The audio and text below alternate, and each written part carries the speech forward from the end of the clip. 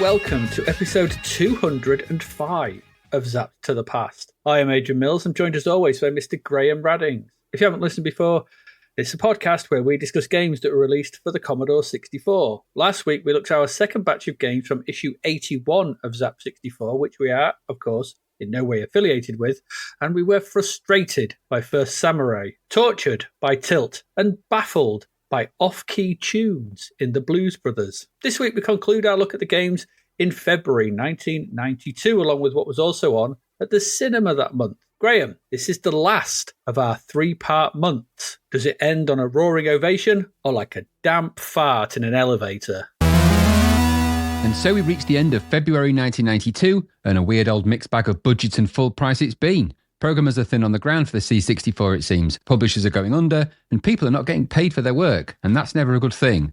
And so in a month where Right Said Fred unleashed the song I'm Too Sexy upon the world, we dress up as an egg, or something that resembles an egg, and head to the boxed-in, one-screen, platform-leaping, wide-sprite world of Super Seymour, and then explore the dreary world of the team-meeting quiz-alike in the oddball TV quiz show to C64 game, Double Dare. Budget games seem to be delivering a lot of production, but then they have lots of missing things too, so not to drive you crazy. Then again, full-price games are just as bad, so while we try and find a happy middle ground, we open a book with infinite pages and once again explore the seemingly endless tales of a whole bunch of people who long since lost our interest in the unexciting and unwanted C64 pages of the never-ending story 2, the arcade game, before we pop across to dull sequel town and once again try and get our cutesy on with the interesting but flawed winter camp. Thankfully, that's brought an end to February, and thank goodness it wasn't heading in a great direction. We're marching onwards now, onwards, always onwards, gradually heading towards the end of things, but there are still a few surprises to find along the way. Not all good surprises, though. Damp fart is the definite. That's definitely leaving batter in the back of your pants, isn't it? That? It's one of them ones. Yeah, it's one of them ones where you're going to have to go wipe. Oh God! How did we descend back to this? I thought we'd erased all the scatological stuff, and now here we are back swimming in the lake of poop. It is what it is. We are who we are. A leopard can't change its spots. Yeah, this is very true. We have spent a long time, being friends with somebody called Brown Sauce. What do you expect? Absolutely. Yeah. And the sauce we talk about isn't always the stuff out the bottle, the HP kind. Sometimes it's his own special brand of brown sauce, which he can secrete from a gland just over the back of his coccyx. His wife is so lucky. So he makes it like honey, actually. By rubbing his back legs together. I'm glad you finished that sentence then. You started with the word rubbing, and with brown sauce, it can end in 1,000 different things. I was talking about his secondary back legs that he's got, that he hides behind his knees. But he can never fall over, which is good in his job because he's an health and safety dude, isn't he? He is. Health and safety. Well, he is small. He is small in stature. Yeah, he works for the National Health Service. We do love him, though. We do. Of course we do. He's ace. Yeah, we do. We do love him. And he's we very love him happy at the moment because he's off to see Cabaret Voltaire, I think, isn't he? Are you going? He thinks he is. I might do. Yeah, it depends. He's Cabinet Voltaire. It's the Cabinet pub band. You haven't realised. Do I want to follow him in another adventure? To be fair, the last time I went, we went to see DJ Yoda, which was brilliant, and it's the same venue or similar. So I might be tempted to do that. I don't know that I'm overly ready for a full hour and a half of Cabaret Voltaire. I feel that could be a bit bleak. And it's in February, isn't it? So it's also going to be quite chilly, but it's more dependent on really work factors and things like that at that time. It is. It is. But I'd like to. I think I'd like to just for the experience of it. But we'll see. But yeah, always spending an evening with brown sauce is always fun. Yeah. It's always adventure. Something crazy will happen. Yeah. That's true. I know he didn't ask me, but then he knew he'd get short shrift from me on that kind of question. Yeah, I don't think I think he would just assume it's not quite your bag. It may be, though. He doesn't know your bag fully, does he? He's not emptied your bags recently. As far as I know. No, absolutely no. He's refrained from his sack emptying duty. God sakes. Anyway, yeah, it's February. It is the month we have. This is it. This is the last month for February 92. The last February we will cover. Every month we cover will be the last one. The last February. The last one. If you want, we're still going though. So if you still want to support us, we do have a Patreon. Come and join patreon.com/Zapped to the Past. You could be listening to this, on the Friday rather than the Monday. Yeah, with no adverts. with no adverts. You could be chatting with us on the Discord. You could be doing loads. You could be voicing your opinion about the key things that matter, or giving me advice on the various things that I ask about, which are normally crazy things. I always like to think. Well, not maybe too crazy, but yeah. Well, what was you asking for last time? You were asking for advice. Yeah, you were asking for advice on small portable retro devices, weren't you? Small portable retro devices, and they came forth with some great advice. This time it was Pi as well. Well, yeah, because the recent Mac update. So Vice doesn't work particularly well on a Mac because obviously I have to use it for emulation. Now, I've got one of those C64 Maxes, but I don't have a great deal of desk space, and so plugging that thing in and storing it somewhere is not desk friendly to me. And I'm already quite erratic. I've got 2 keyboards in front of me now for reasons I don't even want to go into. So I don't need. Who needs 2 keyboards? I presume you mean keyboard like the QWERTY keyboards, not like a musical one. Yeah, I've got that. I've got one that I bought new keycaps for, but I don't like the keycaps. After using it for a while, I'm like, oh, it feels squishy mushy. What have you done? So I got a different one, which is this nice one, which is slightly different variation, which is magnetic keycaps on that one.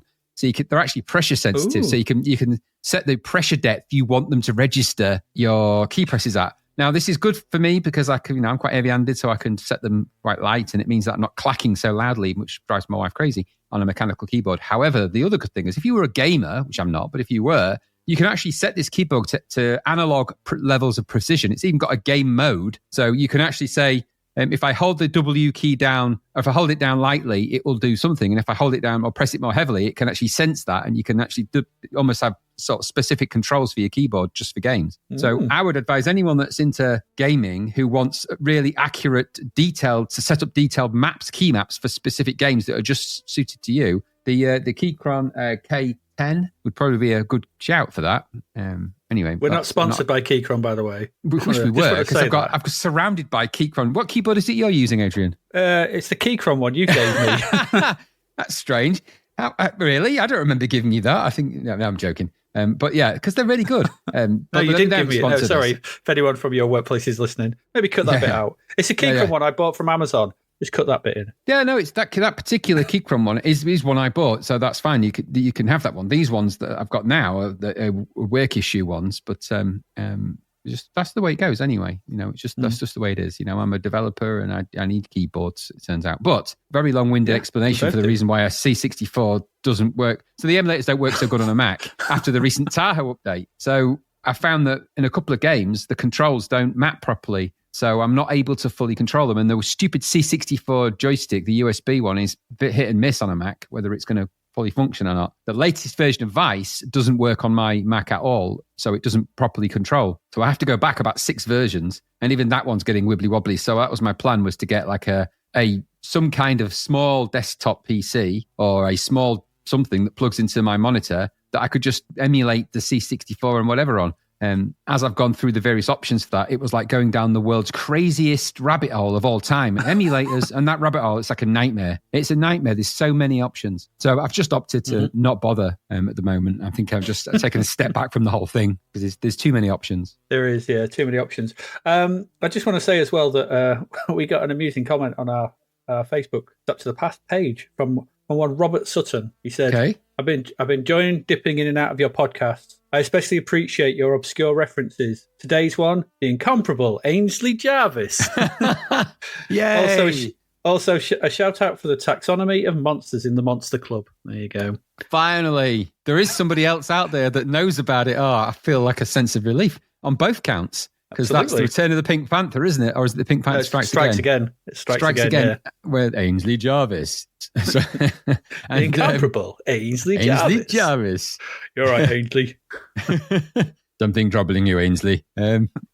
Yes, he had a beautiful singing voice. And also, of course, with too many references. That's exactly what he said when I replied, because I said you've got to be careful not to confuse your weregoos and your shaddies. Yes, don't. The shadmocks will be under attack. Yeah, they will. But thanks for that. It's always good to have these references. Someone recognise them. It's always nice. Yes. There's always a point. There's always a Maddie out there for a shaddy. That's good. There is. Yeah, there is. And a mock or whatever the damn thing's called. I don't know what that would be. It's a shadmock and a I don't know. There is a mock, but I don't know if there's a mock. There must be. Well, so there's a shadmock and a mock. A mock and a shadmock would make a mock. I can't remember if it was a raddy or a maddie, though. I'm not going down that road again. It's just too much. You can't do it. Much. Anyway, should we end this? Thank you for that. Should we get on to some games? Yes. Because the people probably listening to this are going, get on with it. Yeah, there will be, though. Not Naddies again. Get on with it. Shut up about shadmocks. Get on with it. Indeed. So thank you to the incomparable Ainsley Jarvis. And let's get on to our first game for this week. And Graham, that's over to you to tell us all about Suddenly Seymour. Nope, Super Seymour. Super Seymour. Wow, $3.99 this. Got 94% though, silver medal, according to the Zappsters, the Zappers, the Zap reviewers. This was published by Codemasters, because there's nobody left to publish stuff really nowadays, is there? It's them or Zeppelin, isn't it?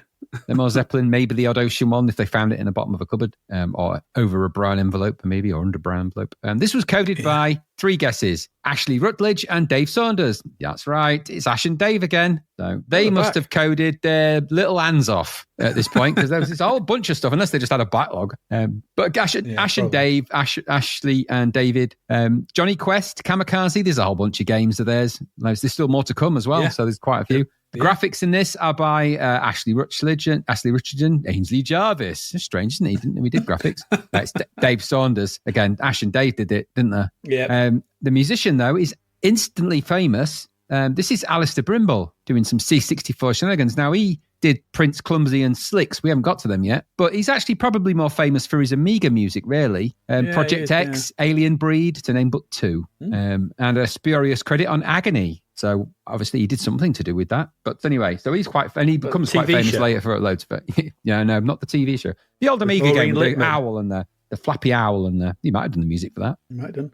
Super Seymour then. What's it all about? Well, Super Seymour, it says in the blurb for this, and the blurb is the manual as typed in by somebody. So, forgive them. Seymour's first movie role, it says, it's Super Seymour. He's got mega powers to clear the world of toxic waste and evil mutants. Brilliant platform action with stunning animated cartoon graphics, fast action, and stupidly addictive. Seymour attempts to save the world in his first mega movie. I'm thinking they broke this off the box or something. Pollution has reached incredible levels. There's toxic waste everywhere. There's so much of the yucky stuff that evil mutants are noshing on the stuff and creating havoc everywhere. Equipped with super cape and super mask, it's Seymour's job to clear the world of pollution. Now, what's that got to do with movies? I don't know, but I think there is a tie-in. I'm feeling this is the second game in a Seymour series or something daft like that. I don't know for sure. No idea. It says, check out Seymour's mega powers, Super Blow. Seymour expert. Hey up. Hey up. Is that what you get if you complete Johnny Quest?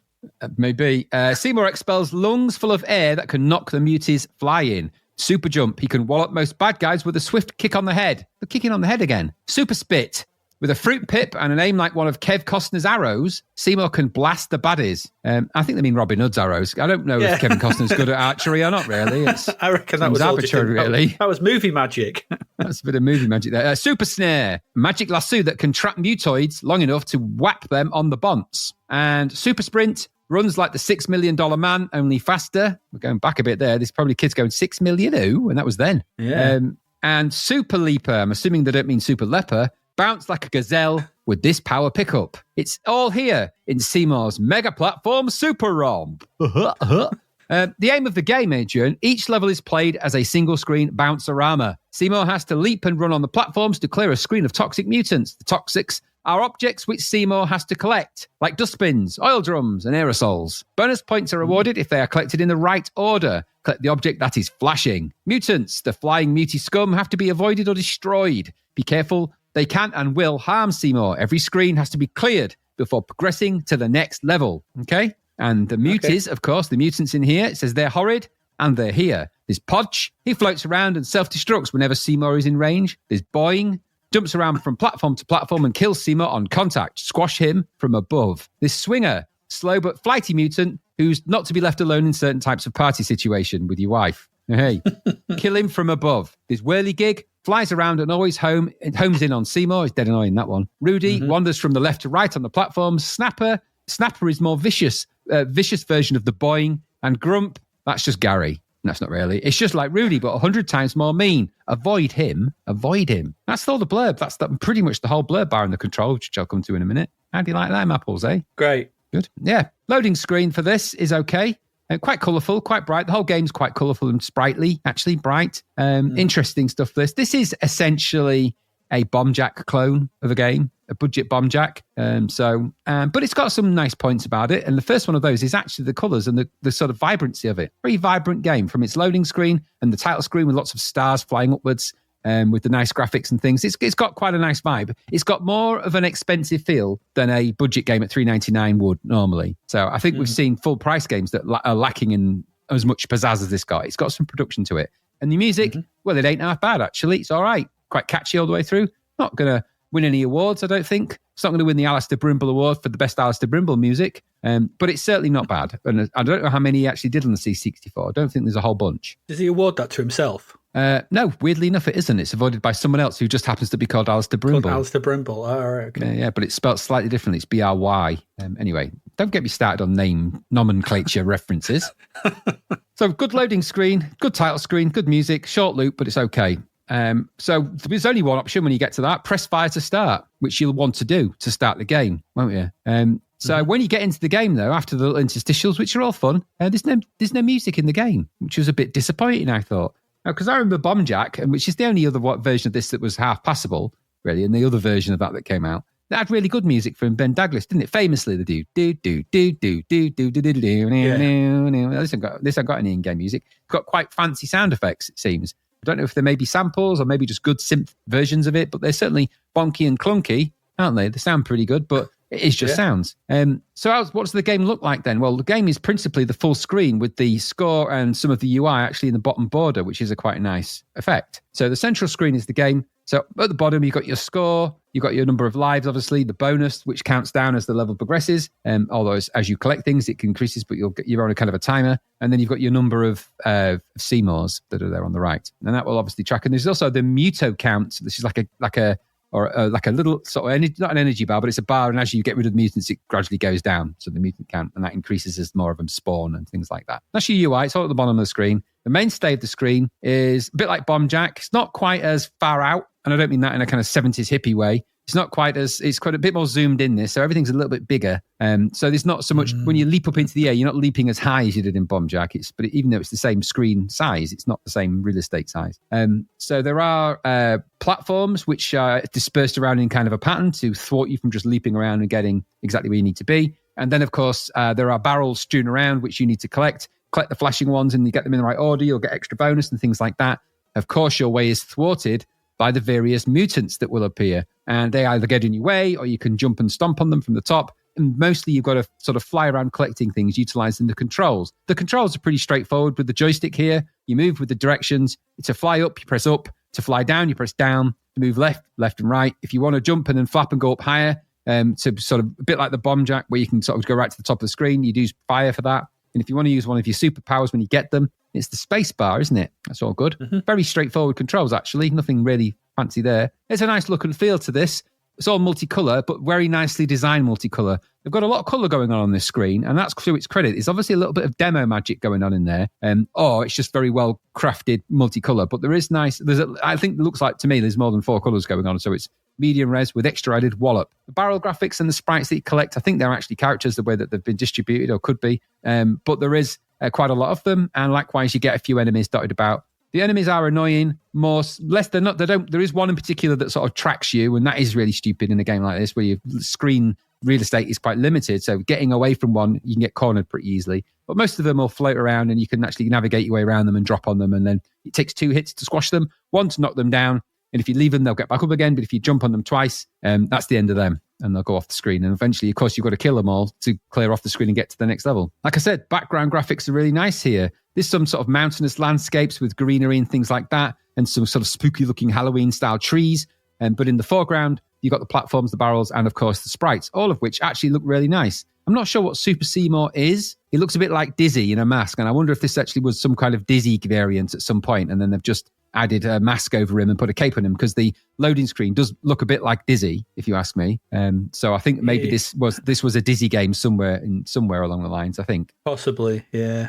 But either way, Super Seymour is whatever that is, and you then proceed that. Once you complete that level, if you kill all the mutants, you'll go to the next level. You do the same, you go to the next level. You get different things to collect in different orders, but principally the game functions the same, like Bombjack does, really. So the movement is fluid in this game. I thought the controls are okay, but the collision was somewhat off here and there. So sometimes it was the collision, and sometimes you're wanting to jump, and the super jump is sometimes either delayed triggering, or wasn't quite responsive in the way I'd have thought. It would have made more sense to either maybe tap jump twice to do super jump, or maybe just push up. I don't know how they'd done it, would have done it better, but it just doesn't feel quite as intuitive as perhaps it could have. And there is a little bit of lag, only a fraction again, but it's there. And I think in a game like this, you need a bit more of the lightning reactions, because sometimes you just want to get out of the way and you find yourself bonking your head on a platform, or it won't jump as high as you thought, and then you're kind of floating back down and you're going to end up in a pickle. So I thought the controls okay, but the collision occasionally would feel like it was quite off as well. Having to kill the various enemies with different methods, because not all of them can be killed by jumping on them, and there's a couple that you have to avoid. Now, that is, I think you should just be able to do one thing or not. Yeah. And I think you made a point of that with one of the other games, is look, just if you can jump on the heads, then jump on all of their heads. Don't be picky about some of them you can't kill this way, and some you're not making the game harder in the way that you think you are. You're just making it next to impossible in certain situations, which is no fun. So being trapped by something that you can't kill is stupid. And also, when you get sort of narrow passageways created by the levels of the platforms that are in it, the jump space becomes limited. And if you can't actually jump over the things you're meant to be jumping on top of, even if you do that, then you're going to run into trouble, and you're going to needlessly lose one of your lives. And you don't get many of those. And it is arcade style, so it's not like this continues or anything like that. Once you get through your lives, back to the beginning. So putting that way, it's kind of old school that way. Yeah. So it's high score chasing on a budget, but it's not bad, all said and done. It is budget, so you can be quite forgiving of it. It is really colourful with really nice graphics. Again, we've said that. The gameplay's lacking a little bit because it doesn't have a great deal of variety. And without the in-game music, well, that's kind of would have been a really good thing. If they'd have just put that in, or had the option to have it and not the sound effects, I don't see why you couldn't have both. I think this would have elevated the game, so it would have felt like you were just having a bit more fun. Silence in these kind of games doesn't work. It's why there's never really a game like this that's been silent like that, only on the C64 it seems, and recently it seems to be a curse. The curse of not having no in-game music seems to be striking a lot of games here. But it was only budget, and my only couple of gripes, like I said, really, there's that lagginess a little bit with the collision sometimes being off, and stick to an enemy murder type. Don't vary it, and then don't have an indication of what that, because you don't know which ones are killed by what. You have to figure that out by jumping on them. And sometimes you'll jump on one and you'll kill it, and then you'll do it again and you can't kill that one. And then at least you know, but at the same time, it takes it to do that, which is a bit daft. Or have an intro level where you would have to jump on certain ones and introduce them in a different way. You can't just throw it all in and expect people to figure it out, because that's frustrating. People bounce off games for less, don't they? So I thought, I don't know that this deserved 94%, I'll be honest. That's quite high for something as rudimentary as this. Yes. I mean, it's not, they were big on the graphics, weren't they? Oh, the graphics, I don't know how they've done it, how they've achieved that. It's like, have you played Turrican 2, or have you played any of the games that have achieved this in the past? There's loads of them. So this isn't doing anything miraculous. It is good looking for a budget game, but I would say CJ's Elephant Antics is better looking than this graphically as well. There's other games that are better, but it's not a bad budget title, but it isn't worth 94%. But what did you think? Yeah, I wish you were smaller. I wish you were a baller. I wish you were, and not quite as wide, as that would have made navigating this quite tricky Bombjack clone more manageable. You're quite wide, aren't you? You're wide. Yeah, it's a big old sprite, isn't he? Big egg, whatever it is. I think, there is a decent version of Bombjack in here, though, and it's probably the best version we've seen on the machine. It's better than the coin-up, and it's, the coin-up conversion, and it's better than Bombo. But like you said, both of those had music in them, didn't they? I think, if I remember rightly, and that did elevate them, and this lacks that. So, the problem with this, I'm not sure about the inclusion of random enemies, though. Give me enemies for a screen. Case in point, look at Rodland. Rodland has designed enemies for each screen. You know what you're going to come up against. They're all there. Does it make it worse? No, it makes it better. Yeah. We say this time and time again. So random stuff is like in this, because what it can do is it can make sometimes it's incredibly easy to navigate and progress. Sometimes it's an absolute pain in the ass and just about impossible, because you get that blue one that follows you around and just traps you in corners. It's like, well, there's nothing I could do about that. I'm also not sold on having to use the spacebar to fire off any weapon you might be equipped with. Because it's a fast-paced game. In the heat of trying to avoid enemies, and some that home in on you, some that can be landed on, like you said, from above, whilst others cannot. You're kind of processing quite a lot on working out what to do with each enemy. Having to then think about tapping the spacebar as well to fire the laser left or right in the way you're facing to actually shoot some of the ones you got to do. It's fiddly, more fiddly and tricky than it needed to be. I didn't like that. It would have been better to have made the power-ups auto-fire, and have a cooldown. So as soon as you picked up the laser, it just started shooting. Yep. And you had a countdown cooldown, so 10 seconds and it finished. Easy enough. If it was a leap or something like that, then you got 3 of them, like you did in Rolling Ronnie or something, where you could choose to use them. Whatever. Yeah. Or it should have just been up and how long you held up for the jump height up to a certain point, and fire to shoot. There you go. Having to press space, I found a real pain in the ass. It's very closest to being an really excellent version of Bomb Jack. It's just too fiddly and too wide for me to really enjoy it as much as I wanted to. And like you said, a bit laggy. It's just a bit, again, it's that randomness. Throwing randomness, that makes it doesn't make it better. It just makes it a pain in the ass. Yep, exactly that. So, but I will say, really nice visuals, and the title screen music is really good. And the presentation on this is great. Everything does look great. The sprites are really well animated. There's a lot of character to this. The backgrounds are really nice. Everything about that. And that's what pains me about this. It's like you took a step away. Wow, what should we do for the enemies? Just look at Bomb Jack. That has it's what you're ripping off. Yeah. So I don't know. Anyway, but yeah, there you go. It's all right. It's nowhere near 94, not worth 94%. Again, they've been suckered in. Visual splendor has pumped that score up too high. And I don't think that's the first time I'm going to see that this episode either. Or the last time, sorry. It is the first time. It's all right, but it's too fiddly. Too fiddly to be really enjoyable. There you go. Super Seymour. It's more all right Seymour, isn't it? Yeah, it's okay, Seymour. It's okay, Seymour, yeah. There you go. That's our first game this week. Let's move on to our next one. Our next one is another budget title, $3.99. It's got 55%, though. This is Double Dare. It is. Another in the long line of TV game shows given the home computer treatment. This is Double Dare, a game of questions, dares, and gunk tanks.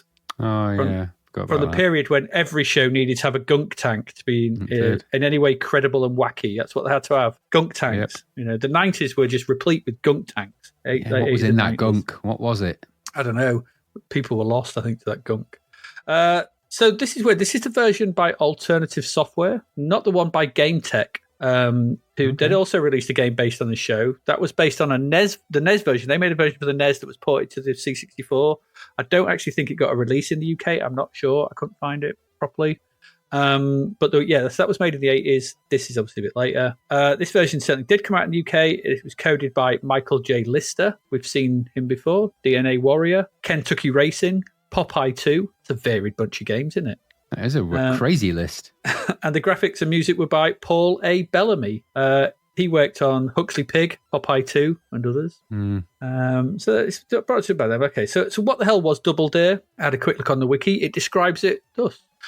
Double Dare is an American game show in which 2 teams compete to win cash and prizes by answering trivia questions and completing messy stunts called physical challenges. Originally, it ran from 1986 to 1993. There was a revival in 2000, and the most recent revival ran from 2018 to 2019. So the original one ran for 7 years, so you can see why, obviously, got 2. During that period, you got 2 versions. There's a loading screen for this. Shows the logo of the game, but lots of coloured lines behind it. It's not the best. No, it's not. I'm going to say that probably a lot about this. Before the game loads, and we get our main game screen, and we get some introductory options. We can load in other questions if we want, because it's trivia games. You always get the option to do that. And then you can choose to play against the computer or play a 2-player game. So the screen is split. It even has some nifty sideboard colour splits as well. I don't know if you noticed. Yeah. Well, I suppose that you might describe them as nifty. I wouldn't, but well, you don't often see them. It's like the bands across the thing. There's some, whatever they are. They're still you don't normally see them. Let's look for the positives. And we've got so what we have mainly, we have a side-on view of the host. Kind of this view never changes really for the main game, for the main junk. You've got a side-on view of the host who will ask questions. And then you've got your two teams. There's the red team and the yellow team. It's denoted by the diagonal sash across their tops. There's a boy and girl in each one, or a man and woman. It's all right, I suppose. It's good representation, I guess. At the bottom of the screen is a grey window where the questions will be asked. Mm-hmm. Okay. And that's it. That doesn't change. No, The game starts, and we get our first question, and we get 3 multiple choice answers in a list sort of thing to choose from. And you can answer this if you get 10 points if you get it right. The notion, the double dare game, though, the way this is played is that if you don't know the answer, you can dare the other team to answer it. Okay. If you're not sure, they can try to answer it to get double the points. They'll get 20 points if they answer it. But they can, so double dare you to answer it for another amount of double points. They can double dare it back. So you dare them, they double dare it back at you. If you want to answer it, you get 40 points if you get it right. If you still don't want to try it, you can try one of the 3 challenges that the game has. So doing this initiates a little bit of music, gets a little bit lively. The logo appears before we see some very Spectrum-style screens of the challenges. So they're all Spectrum-esque at this. The first part, the actual characters on the main screen, they're not terrible. They're okay. The C64 characters, but they're okay. This part all goes all Spectrum for some reason. So there's 3 challenges. The first is a sliding puzzle challenge in a time limit.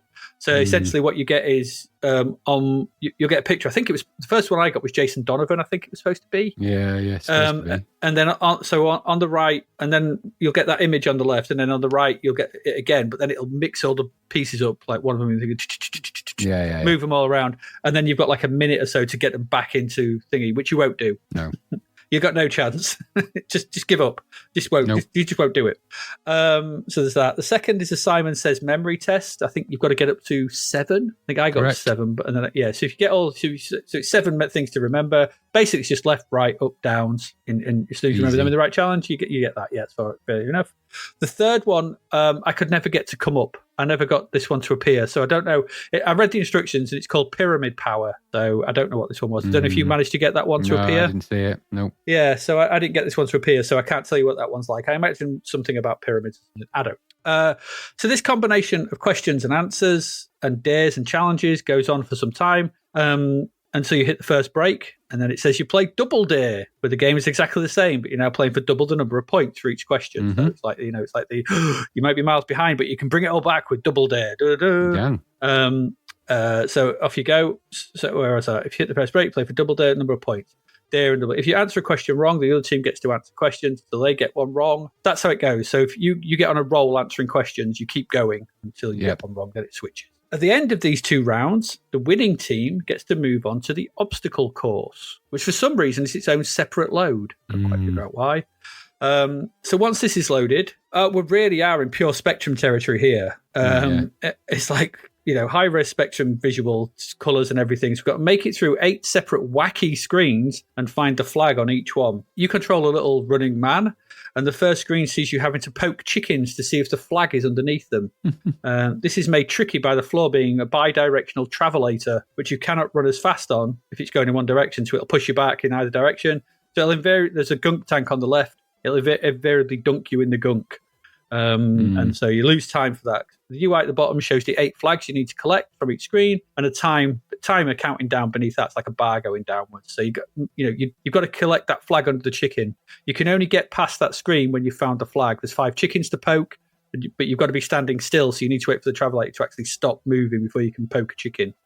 The next screen sees the flag hidden by balloons. There's 5 balloons to pop. You just turn and pop them. But some of them are over a retracting bridge, which goes over the gunk tank. So you have to time when to stand still and poke the balloons and find the flag. Get that one. The next screen sees the flag hidden by balloons, I think. No, the third one sees just 1 balloon, which is, I think it was. The fourth is a series of ice blocks, which you have to kick to reveal the flag. It's not very intuitive, that one. I jumped over them at first and was like, what the hell am I supposed to do? Then I just ran back to the beginning, and then you can kick them. I was like, oh, okay, you can kick them.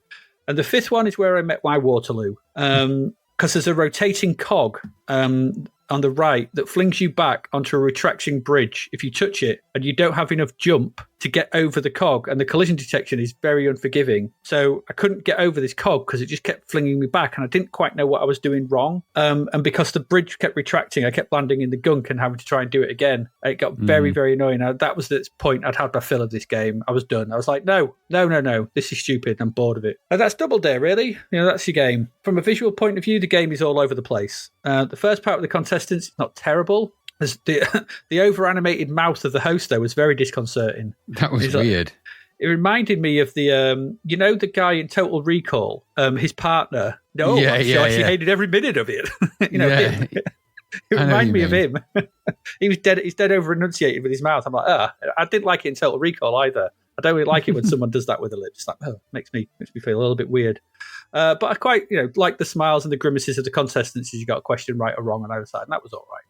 The mini games, though, look like Spectrum games, as does the obstacle course. And it is what it is, okay? The problem here is the main draw of Double Dare, the TV show, it's called, in the instructions, the messiest game show around.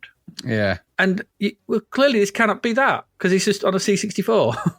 So it can't be messy. So what you're left with is a trivia game and some dull mini games and an awful flick screen platformer, none of which are fun or messy. So no, they're not. You can't do it. The musical stabs are nothing to write home about. And the fact that this is a license and only released at £4 tells you everything you probably need to know about this. Even they probably realise we can't put this out at full price. We can't put this out at £4. We may get some suckers to buy it, like the show. And there's already a version of this out on the machine, I guess. I've no idea why they felt the need to make this game. Just release the other one. Maybe that was rubbish. I don't know. I didn't have a look at it. You cannot have a wacky, messy game show on the C64 because all of that physicality is simply impossible to replicate. You take games like, we've got a Bullseye game coming up at some point, but you take other sort of, Winner Takes All or Name That Tune or things like that. They can be replicated because the thing is the thing is easy enough. Where it's these kind of games, it'd be like trying to, I don't know, could you do Run Around? I don't know. But these kind of physical kind of games where it's all about falling in gunk tanks and the laughing and the trying to find things and the wackiness and all that kind of stuff. You can't do that on a C. It just can't be done. So this was on a hiding to nothing. You just can't. It's impossible to replicate. So what you're left with is a dull game overall that lacks any sort of visual cohesiveness and just feels like a bit. I don't know. It's weird. It doesn't do the game. It's Double Daring when it's boiled down to its constituent parts, and all of the thing that makes Double Dare the fun thing that made it run for 7 years and revived and stuff. We've seen people get covered in crap, just removed. So ultimately, I found this pretty boring, really. And so I think that 55%, a bit on the generous side, if I'm honest, because it's just a dull old trivia game with a crap flick screen thing at the end. What did you think?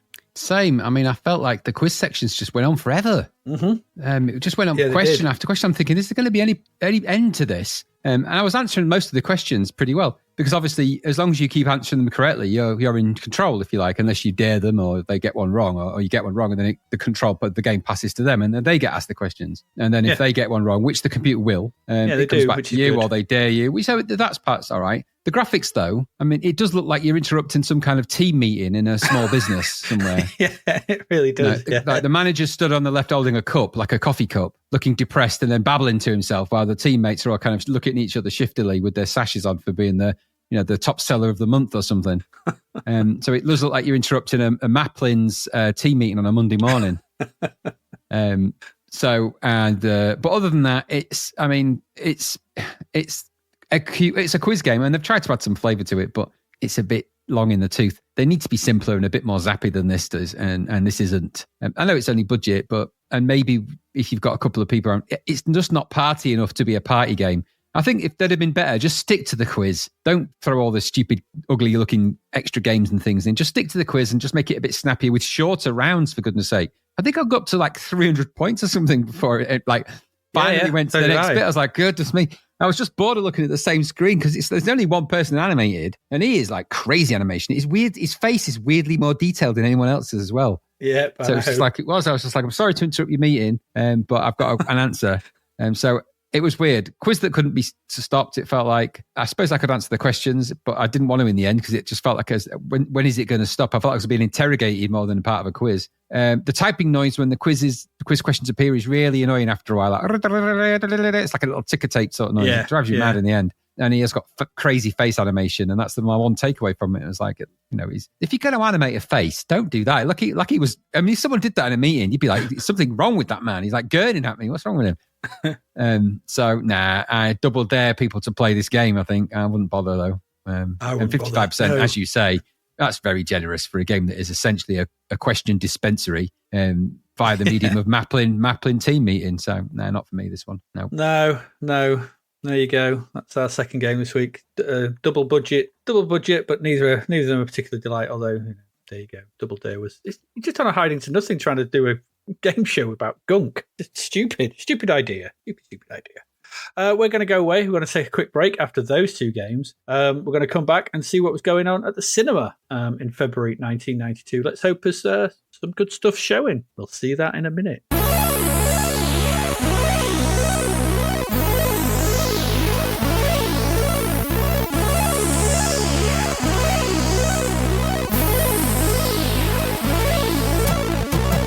The novel Escape from the Commodore 64 by David Hearn is out now. Crash landing on a green planet full of vector graphics, can Sarah find a way to escape for real? Or is she stranded on a planet full of sun, sea, and chippy tea forever? Imagine finding yourself in a cinematic karate game, having to rescue a princess, or remain stuck under the run-stop key forever. What about finding yourself on a space freighter full of robots? Could you clear the decks? If you were transported back to a Wild West town, having to round up outlaws, could you survive until sunset?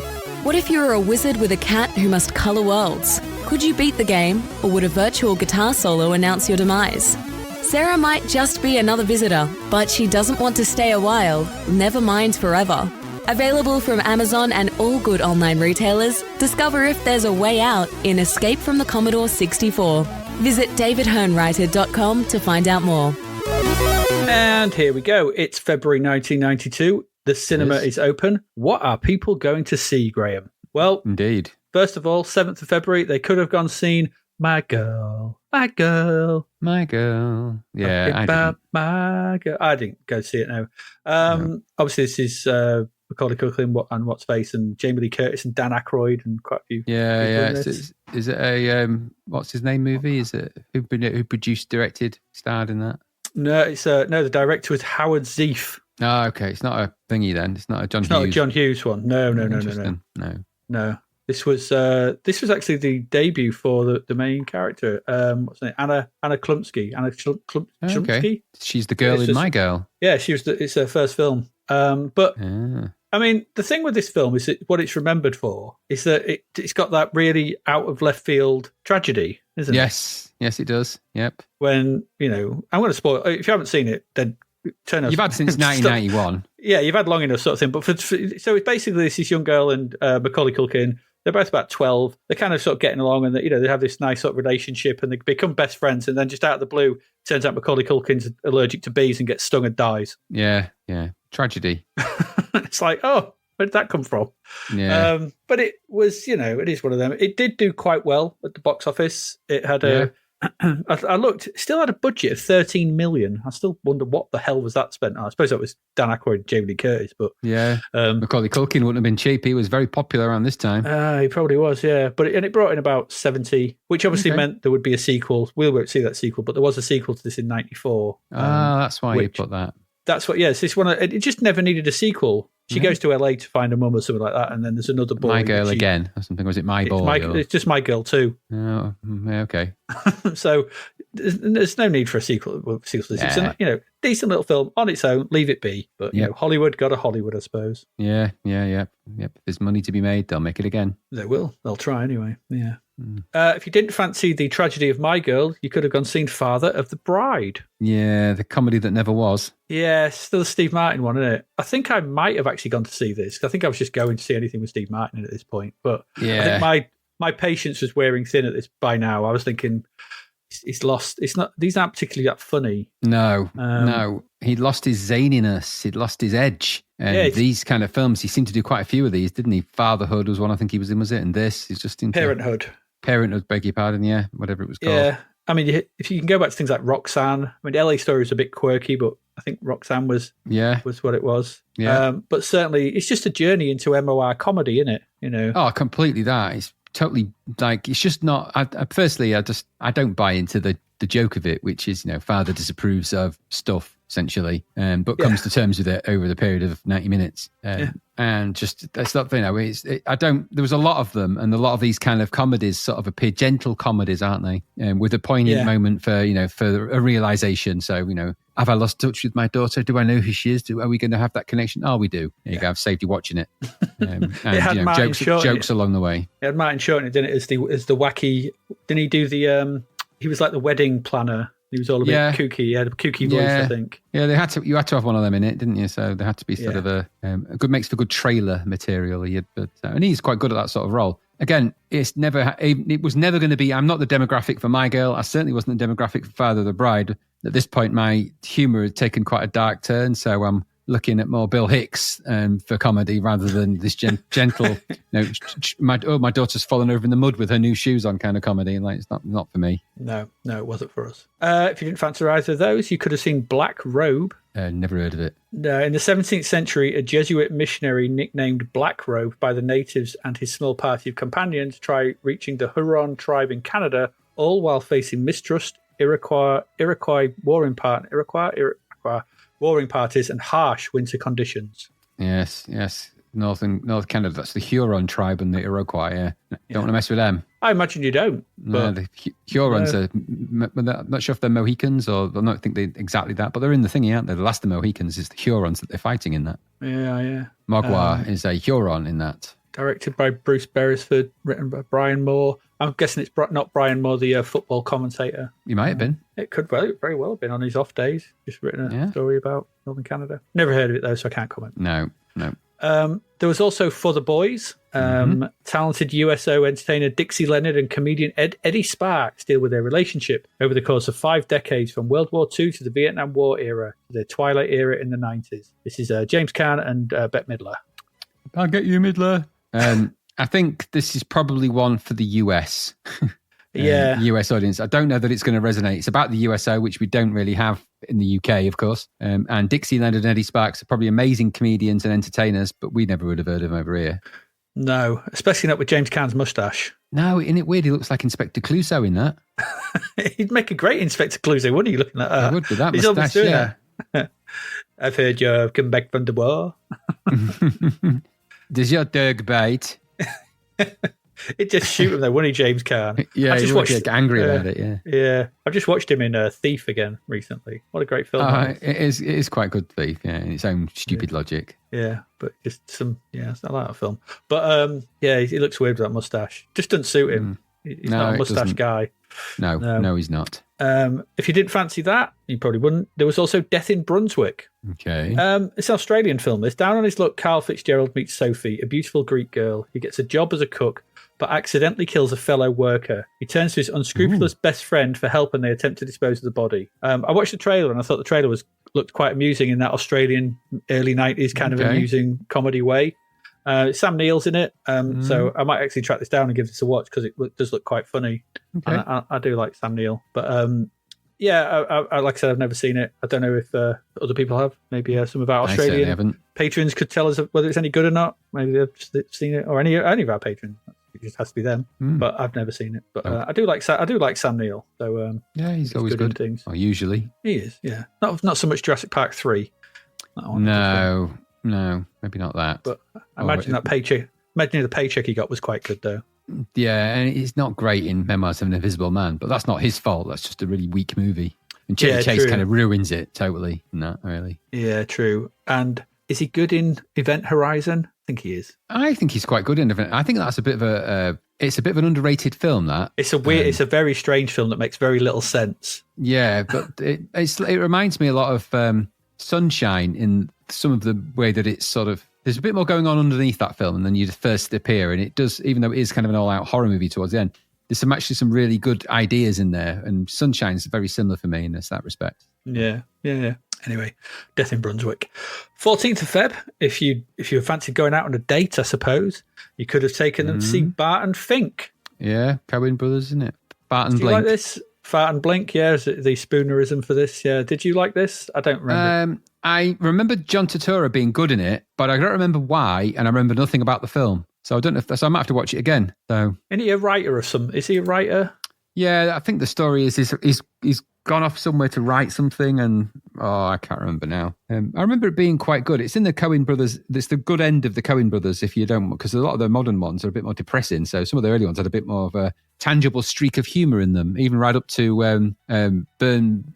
What's it called? Burn After Reading. Burn After Reading, where the dark humour is always there, but it's less dark in the earlier ones, I think. Yeah. But Yeah, it's good. I liked what's the one with Tim Curry and Paul Newman? Bloodsucker Proxy. That was good. Yeah, that's a great film. That is really good. And I liked Raising Arizona. That was good. Yeah, that's what I mean. The early ones are a bit more slapstick, a bit funny. I wouldn't say this was slapstick or anything, but it is. They're just the humour in it's a little bit. Compare this to No Country for Old Men, where within the first 10 minutes someone gets strangled horribly, and then someone gets a thingy through their forehead, don't they? What do you call it? A cattle killer thing. Yeah, compressed air gun. So, and that's just within the first 5 minutes. That's how it starts. So. And even though there is dark humour in that as well, it's still not it's quite dark compared to Barton Fink, maybe. Yeah. If you didn't fancy those, the Barton Fink, you could have gone seen Problem Child 2. Yeah, you could have if you just want to see more testicular damage, because that film's all about people getting kicked in the balls, landing on metal spikes. It's just vicious adult torture, really, under the guise of a evil child. Yeah. I don't think we needed a sequel, did we? Did we need the first one? I don't know. I think it's just they probably just had written more ways to torture that poor guy. So it's Dennis the Menace. It's essentially with a bit of an evil twist. Yeah, never rated him. Yeah. More interestingly, there was Star Trek VI, The Undiscovered Country. Yeah, this came out earlier than I imagined. I remembered it, but good film. Huh? We went to see this. Did we? We did. Yes, we did. I mean, you're going to see this together. For me, of the original, I know you disagree, sort of thing, but of the original cast films, this is my favourite. Mm-hmm. I do really like this. And like you said, Wrath of Khan, but it's the same director, isn't it? It is. Yeah, Nicholas something or something. Nicholas Parsons. Could be. It's not Nicholas Rogue, is it? I can't remember his name. Yeah, no, it's not Nicholas Rogue. That'd be brilliant if it was, though. But no, it's not. I can't remember his name now. It's something Nicholas or Nicholas something. Nicholas Meyer. Nick Meyer. Yeah, but there's a lot to like in this. It's a lot of fun. I like all the sort of allusions to sort of Shakespeare and stuff. Christopher Plummer hamming it up. Some really well-directed action sequences. Like, what's that? Targeted explosion of fire. It's like, do it. Yeah. Kirk's dive at the end to save the Chancellor. Yeah. Which is quite frankly amazing. One of the best things I've seen in cinema.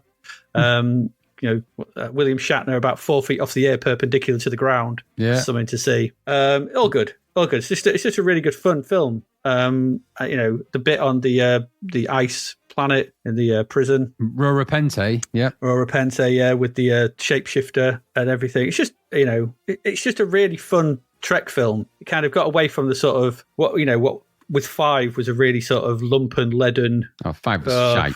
Finding God or something, wasn't it? And it's like, well, that's the irony. They don't. That's it. But that's, but it's what it was about, wasn't it? Trying to the final frontier, whatever. And then this was more of a actually let's just roll it back and just have a really good story with nasty Klingons, evil Klingons, assassinations, fun sort of action scenes, like great stuff. Yes, this is what I want.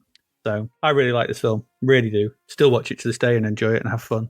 Yeah, don't get me wrong, it's good. It is good. It's not as good as Wrath of Khan, in my opinion, because Wrath of Khan is the benchmark for all Star Trek movies. And Wrath of Khan has advantages that Undiscovered Country doesn't. Wrath of Khan was a sequel. It's a sequel, to an episode. Yeah. So you're bringing back characters that and there's a lot of good stuff going on, but they had quite a distance to travel to make Star Trek feel better after the motion picture, which was a bit of a disaster. Although I quite like it in its modern version. But Undiscovered Country was a bit of a return because 3 was a bit depressing, 4 was stupid, silly, yeah. And then 5 was just a disaster. So you needed, and so thank God they got the person that did Wrath of Khan back, because he brought back. Now, as much as it all goes a bit Scooby Doo at the end, and then it's a bit, there's a bit of silly kind of Sherlock Holmes inspired investigation on the Enterprise and stuff like that. there is some really good sequences in it. And actually, one of the things about Star Trek 6, which is similar to what's good about Star Trek 2, is that they're eminently quotable. They remembered that you need to have bits of Star Trek to quote. Now, in the Wrath of Khan, you've got all that amazing stuff with Spock's death and all of that, but you've also got Khan and all of that. Yeah. You've got bits that you can... I stab at thee. And again, you've got all of that stuff. It's important. Yep. And you've got a really good actor leading the way. So they followed that exact pattern by doing the same thing for this one. You've got Christopher Plummer as Chang, of course. And then they go on board the Enterprise. And then you've got all the, like you said, the Shakespearean quotes, but you've got all of the stupid parts when they go to the prison world and Kirk ends up in the fight and he ends up kissing the Comoloid, and it just it is really good fun. It is really daft. Yeah. But there are some amazing quotes in there as well. I still to this day quote some of this, like let them die, isn't it? Don't trust them. I've never trusted Klingons and I never will. And Bones' response when he gets asked that question. Apart from a slight thing, I'm pretty good. And there's one Klingon laughs. One person laughs, one Klingon laughs. Which is just great. It's great. It is. It is. There's good moments like that in there, and so it is good like that. And I'd still like the Romulans are in it, which is often forgotten. And he comes out with that the immortal line, which I've completely forgotten now. I said that. What is it? He says, "What about?" There's when they're all in a meeting with it's the guy. It's Clarence Boddicker, isn't it, with the crazy hairdo? I was going to say, Clarence Boddicker is in it as the Chancellor. Is the Chancellor? Well, no, Federation he's not President. He's the Federation President. Yeah, Chancellor Gorkon is, of course, what's his name? The guy out of Tron, David isn't it? Warner.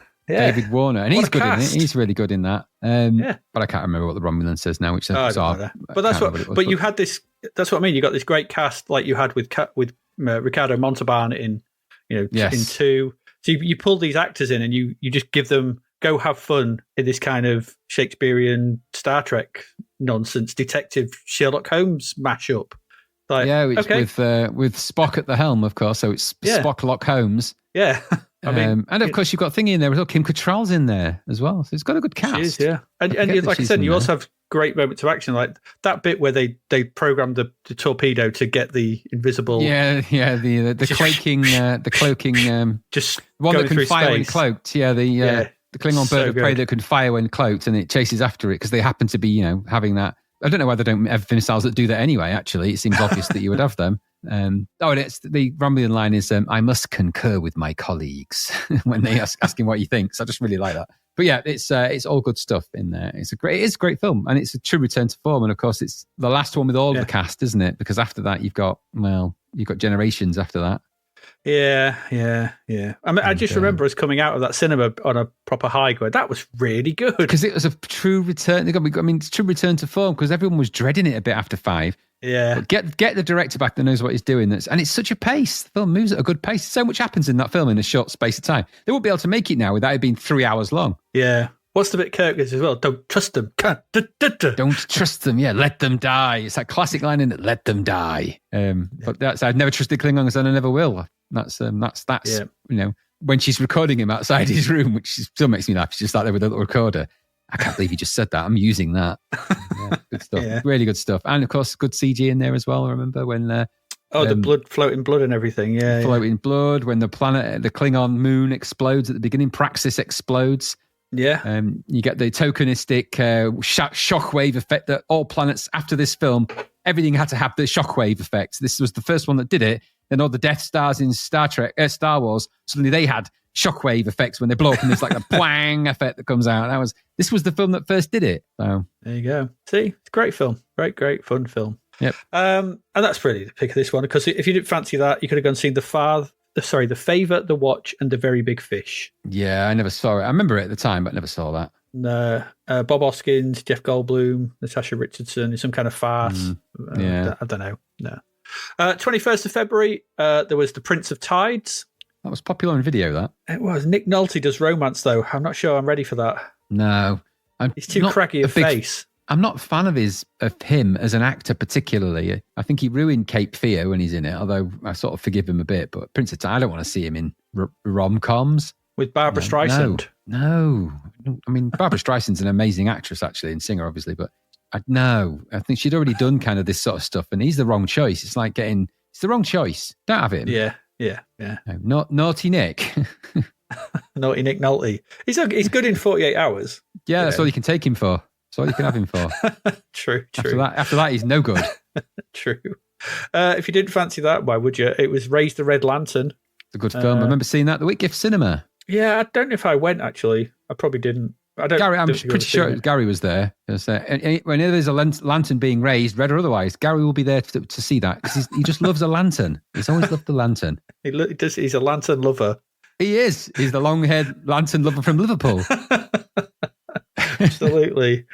Or Mr. Lantern Lover. Mr. Lantern Lover. Yeah, he would go for that song. He would. But yeah, it's supposed to got a lot of awards attention, didn't it, around that time? I seem to remember. Yes, very good it is. Okay, Afraid of the Dark. There's also that. A little boy obsessed with blindness and violence slowly gets trapped in his own delusions. That sounds chirpy. I have no idea about that. Nah. I've never seen it. Finally, there must have been a re-release of Betty Blue. Yeah. Not sure why. Maybe to sell more posters for students' walls. Yeah. So true, isn't it? That was like standard issue. Did you have a Betty Blue poster on your wall? No, I didn't, because I wasn't particularly great fan of the film. But I went to lots of student houses and student bedrooms, sort of thing, where there was Betty Blue. Always a Betty Blue poster. It's like, wow, you like that film? Yeah, there was a lot of those. Yeah, around that time, it was the choice. That and when I went to university, it was that and the Uma Thurman from Pulp Fiction. Yeah, Pulp Fiction got a lot of traffic. That and Reservoir Dogs did the rounds when I was But it was the Uma Thurman sort of. Yeah, it was either the poster for the film or where she sat in the diner. Yeah. Sort of black and white shot of her sat in the diner. I saw loads of those. Yep. Yeah, there you go. 28th of February, to round out the month, there was The Last Boy Scout. There was. I like this film. I still like this film. This is a really good action film. Two great central performances from Wayans and Willis, which I think is really good. It's watchable. Great script from what's his face? Shane Black, in it. Shane Black, I think. Yeah. Yeah. So it's got a really good thing. And Tony Scott, who at this point was really directing these things very well before he went. I recently watched. I think I spoke to you about it. I recently watched Man on Fire. He just went off the deep end with filters and editing. It's incomprehensible. Yeah. That film at points. But this is, I find, a really fun action film. And I think Willis is really good in this sort of playing a sort of more downbeat version of what he does in Die Hard. He is John McClane, down and out John McClane, isn't he? In this one, really. Yeah. I mean, the plot is a bit ridiculous in and of itself. It goes wild. It goes wild, that. It does. I mean, it's really, but that's Shane Black, though, for you. His films take wild plot twists just in completely random directions. At one point, you've got a guy who's, I think it's his sister that gets killed in this. And then from that, you jump to I say John McClane, but he's not John McClane, but you jump to Bruce Willis. Bruce Willis's character finding his colleague and his wife's in his wardrobe, and because he's having an affair with his wife, so he punches him in the stomach. Because he says, but gut or something, doesn't he? Punches him. Then at some point, you'll jump to the fact that his daughter's been kidnapped. And then you find fixing betting on American football matches, because betting and drugs. And then it jumps then to some guy's got these special bullets called shredders, which he then throws in a fire that explode. And then there's a guy that I think he calls him Joseph all the time, who's like the main baddie. Because in this is the era when you had a baddie that was main bad guy and his henchman, and the henchman guy was always kind of a sort of it was the Gary Busey character from Lethal Weapon. Yeah, totally that. And so it's a film that's really odd. It's almost like several films bolted into one, which is the MO of the writer really here. But it makes a good job of it, and there is some really funny moments. And I still say to this day, when this is over, I'm going to dance a jig. Because in that film, he says that to him. When this is over, I'm going to dance a friggin' jig. I won't swear, but he says that. Mm-hmm. It's good. I watched it not long ago, actually. And I did make a note that it goes on a bit long and the plot is just wild. But no more so than the other Shane Black written, directed things. I mean, if you look at Predator, or the version of Predators, The Predator, whatever it was he directed, it has the same problem. It's just the way he writes. So yeah, I think, what was the other one he did as well? Kiss Bang Bang? That was... The Kiss Bang Bang, and then there's the what's the one with Gina Davis in? That's Long Kiss Goodnight. Long Kiss Goodnight, yeah. Now that freaky, is bonkers, batshit crazy, yeah. And that's another one that does this, doesn't it? That's one of the best films for running away from explosions, isn't it? All the time, running away from explosions. Yeah. I think I've said before, when I went in to see that film, the cinema attendant said to me, "She's not a tomato. and the knife knows it. Just randomly said it to me on the way in. Oh, no, she's not. Sorry, it's not. I beg your pardon, that's a misquote. He said, she's not a chef and the tomato knows it, and winked at me. And I was like, right, okay. How random is that? That is quite random. Yeah. Well, he earned his wage that day. He did, yeah. Yeah. Crazy. If you didn't fancy Last Boy Scout, there was The Man in the Moon. No. Coming of age story set in the south of the US when Elvis was king. Never heard of it. No. Or maybe I have. Then there was The Double Life of Veronique. Two parallel stories about two identical women, one living in Poland, the other in France. They don't know each other, but their lives are nevertheless profoundly connected. I remember this being a big awards winner from Krzysztof Kieslowski. Oh, yes. Big at this point, wasn't he? With his did he do the Decalogue or the something like that? And did he do the Three Colours? Film? Yeah, possibly. Yeah, possibly. There was a little bit of. Was that him? There was a bit of French film love going on around this time, wasn't there? Besson's films were getting a bit of innings, and we've just seen Betty Blue come back. So yeah, Three Colours Blue, Three Colours Red. He did those, and then he did that Decalogue, like short film about death and stuff and killing and all those short film about love. Logs. Yeah. But he was getting a lot of. I just remember his name suddenly appeared. Oh, Krzysztof Kieslowski is amazing. Oh, I was like, okay, who's this guy? Kieslowski. Yeah.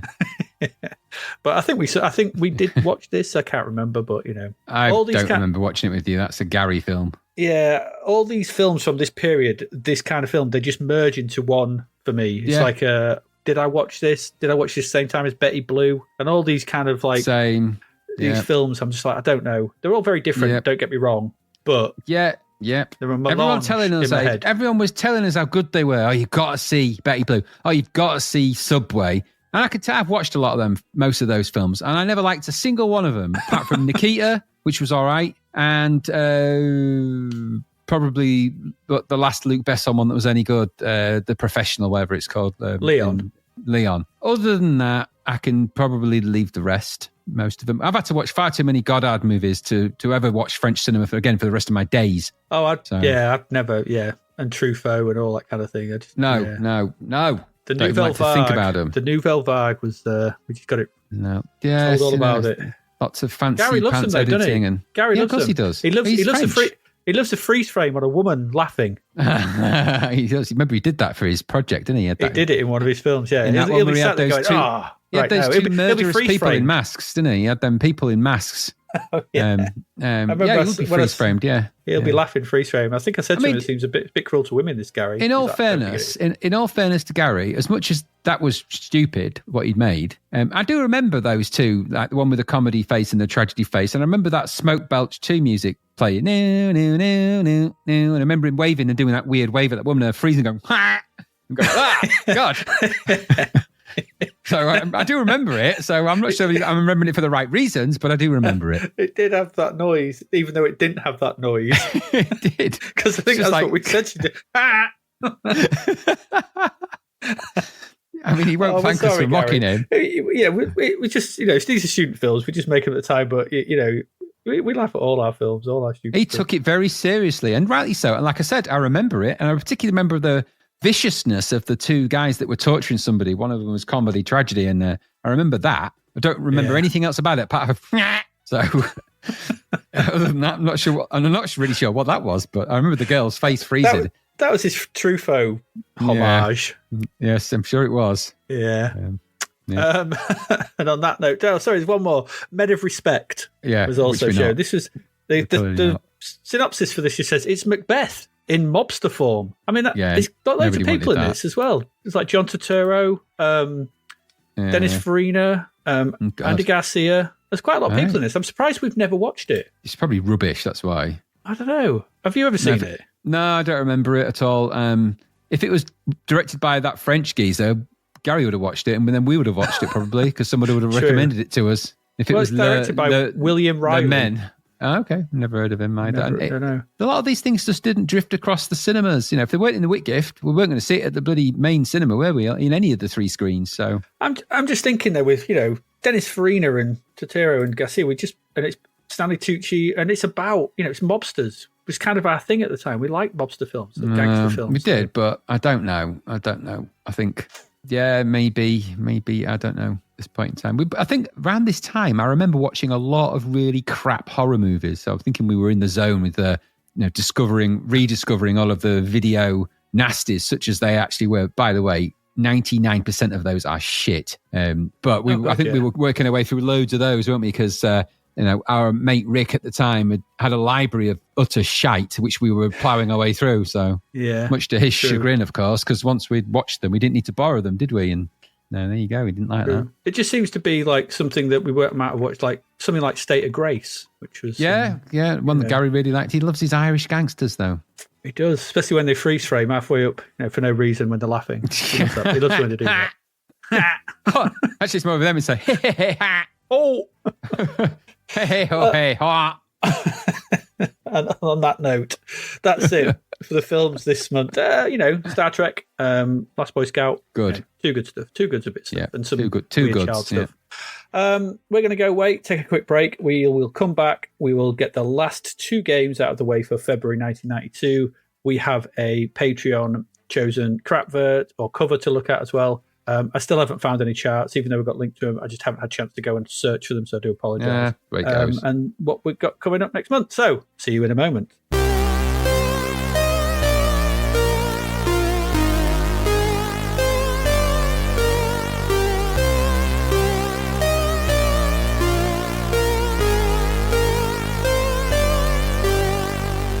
The novel Escape from the Commodore 64 by David Hearn is out now. Growing up in the 80s is a chore for Sarah, who feels misunderstood by her parents and badgered by Reese, her bothersome brother who incessantly prattles on about his treasured computer games. When Reese tells her one of the games tried to pull him inside the computer, she laughs off his fanciful fib. She waggles the joystick to disprove his fairy tale and is pulled into the computer. Now trapped in games she'd never had any interest in playing, how can she possibly beat them? With the help of feisty Nell, another trapped player, can Sarah find her way back home, or is it game over? An evil madman, a hostile planet, bloodthirsty robots, a never-ending throng of karate experts, and relentless digital soldiers will do their best to ensure Sarah never escapes. Available from Amazon and all good online retailers, find out if there's a way out of the beige bread bin of betrayal for Sarah in Escape from the Commodore 64. And we're back. We've got two more games. These are full price, though, I believe. I don't know about the first one. I haven't found a price. But, Graham, it's over to you to tell us all about The Never-Ending Story 2, the arcade game. Yay, okay. The Never-Ending Story 2, the story that never ends, part 2. That's weird, isn't it? The Never-Ending Story continues might have been better, really. I don't know. Is it never-ending, really? Because anyway. We'll debate that another day. 48% though tells me that this is only not even half good, is it? Okay, some tragic things going to befall it. This was published by Lionel, I guess. Lionel. Up to this point, I couldn't find a lot that they were responsible for. This was coded by Chris Walsh. He did Sleepwalker. You remember that? The Ocean one, I think it might be. But anyway, he did Sleepwalker. Yeah. Graphics are by Lee Corley. He did Rastascan way back in the day, if you remember that. And Ron Ashley, he did Frightmare. And the musician here is Michael Tushkogel. I think that's how you'd say that. Or Tushkol, I think it is. He did Catalypse. I'm not even sure we've ever seen Catalypse. But Catalypse made me laugh because it's kind of there's lips on a cat, isn't it? You've got a cat. True. Have you ever noticed it's Catalypse? I think that. So we've got that in a couple of issues. There you go. So we'll be looking at Catalypse. You've seen Catalypse before, like Doggerlips. Never mind. Never-Ending Story 2, the next chapter, was a sequel, in fact, to the 1984 fantasy classic. I'm stretching a bit there. The Never-Ending Story, obviously. In this sequel, Bastian returns to the magical realm of Fantasia, which is once again in danger, this time from an evil sorceress named Zaide. Xayide. Zaide. Yeah. She seeks to destroy Fantasia by stealing Bastian's memories each time he makes a wish using the powerful Aryan amulet. Now, we've actually discussed a little bit about this film before when we mentioned The Never-Ending Story or something, because the film is utter shit. It's bad. Anyway, as Bastian's memory fades, he becomes more susceptible to Zaide's manipulation, forgetting his real-world life and purpose. Meanwhile, his old friend Atreyu tries to save both Fantasia and Bastian before it's too late. Ultimately, Bastian learns that true courage lies in self-awareness and love, not in escaping reality. He restores Fantasia by giving up his final memory of his mother and returns home wiser and more self-assured, but with no memory of his mum. Seems a bit bleak to me. It was directed by George Trumbull Miller, starred Jonathan Brandis, Kenny Morrison, Clarissa Burt and John Wesley Shipp. Not any of those were in, I think, the first movie, which is one of the reasons why people were a bit disjointed. This one, I think that was one of the problems. While the original film was praised for its imagination and emotional depth, not by me though, this one was seen as weaker, less magical. And common criticisms were that it had thin storytelling, cheaper visuals, missing its charm, and that it departed so far from the book that the author himself, Michael Ende, publicly distanced himself from this in every way that he could. So I think the best thing you can do with that is make a game from it, I think. Absolutely, and charge people full price for it. Why not? Why wouldn't you do that? Why wouldn't you? So this game is actually a series of, I guess you call them mini games that sort of follow the plot of the film-ish. Now, I played a cartridge version of this, or an Easy Flash version. There is a disc version, which actually didn't work for me. So that's one good job the Easy Flash was around, that's all I'll say. I could find no instructions or manual for this, so I had to go by the only instructions I could ascertain, which were from the actual game itself. Because in between each game, you get a book, The Never-Ending Story, which has got 2 written on it, which it wouldn't have, would it? It would just be The Never-Ending Story. Just putting that out there. It's the same story. So it wouldn't be another book called that. That would be weird, wouldn't it? Just anyway, a story that keeps going. It just keeps going. The same 4 chapters. And there's a few things that are annoying about this I'll come to, but principally the game starts with a bit of a, I guess you call it an intro with the film company graphics and the Lionel graphics. That's not great. And then you get to the Never-Ending Story, which is the book. And the book is obviously what's alluded to by both films, essentially. And then the interstitials, which is where the book opens and you reveals its page. The text on that kind of gives you an indication of what you're meant to be doing in each of the levels. Now, there's actually 5 levels, although the last level is kind of a double deuce level, and I'll come to that as well. So level 1, so you'll start the game off with the joystick. You'll get the nice music, and the music isn't bad. I'll give you credit where credit's due. It's a really reasonable like the job in this. of the Never-Ending Story music. Yeah, it's a version of the Never-Ending Story music, which was by Limahl. Yeah. So it's the classic, the turn around, look at what you see. You know, it's nice. It's twee, but it's nice. And it's a good version of it, actually. Way better than the version that was in the first game as well. Way better. Mm-hmm. So that's all good. So you'll get to that. You'll press the fire button and then the game begins and you'll get the first sort of interstitial explanation as to what you're heading into, which is kind of important because you're going to need that. And so you've got here, Bastian arrives in Fantasia. His first stop is Silver City. Suddenly, an army of giants appear from the ground. Bastian must find the rope to escape. So that's what you've got to do. And then the level shall begin. The first level is a side-scrolling game, I guess you call it. Kind of a bit of almost a platformer, really, but we don't really have to collect many things. There's a side-scrolling area. The game, all the levels are split into kind of a UI at the bottom and the main game at the top, with the bottom part being mainly where it shows you your energy and sort of control, and I guess it's a score or a type of score. I think it's the number of giants, I think, that you might have to, the red dots in the middle are the number of giants you've got to get rid of. Because in this first level, the idea is that you walk around the landscape and push the giants off the edges, because the giants are patrolling the backwards and forwards on the various platform ledges, and you've got to walk to them, climb up the stairs, which is a bit faffy to do, creep up behind them when they're just, because they pause at the end of each sort of platform, and then give them a shove and push them off, and then they'll form into a little cloud of dust or whatever, or if you push them off, they'll fall into a pit. And then the countdown begins. And you've got to get through quite a few of those, actually, in order to get to the next level. But that's what you've got to do. And then at the end of it, one of them will reveal the rope that you've got to find. And then you'll escape out of the level, or you'll get to the rope at the end, and then you'll be able to escape. So that's kind of how level 1 works. And again, now there's music throughout this, and the music isn't bad throughout the whole game. It's all right. It's not bad. It keeps things ticking along nicely in terms of that. The graphics in this part, your main sprite is actually quite small, and so you feel like you're in large halls. And I suppose that's good, because if you were any bigger, the giants wouldn't look like they were giants. So the sprites the giants are kind of 2 sprites high, and you're 1 sprite high. It felt a bit like Dark Castle, if you remember when we played Dark Castle this level. A bit more colour than that, though. Bit like that. So there is some reasonably okay-ish backgrounds. They look kind of what they are like, I suppose, that you're in this Silver City. But your main sprite, and it's reasonably well animated. It's a bit slow going up the stairs, and to navigate the stairs, it's left, right to go, left and right, fire button to jump, and then you push up and sort of navigate up the stairs, and then you push left and right to sort of plod your way up there. It's a bit on the brown side. Yeah, there's a leaning into the brown in this particular level. There's another level that goes full grey. But it's okay looking, I guess. The main issue here is it's a bit boring. There's not a lot happening on the screen. You're just kind of wandering around, and the pace of you running is okay and jumping, but all you've really got to do is creep up behind these giants and just push them off things until eventually you've done enough of that and you'll go to the next level, and that's all there is to it. Okay. So when you finish that level, we'll go to the next one. The book will appear, and it shall reveal to you that Bastian arrives in Fantasia. Oh no, sorry. It will reveal to you that Bastian meets Falcor, the lucky dragon, with whose help he chases after the evil dragon. Okay.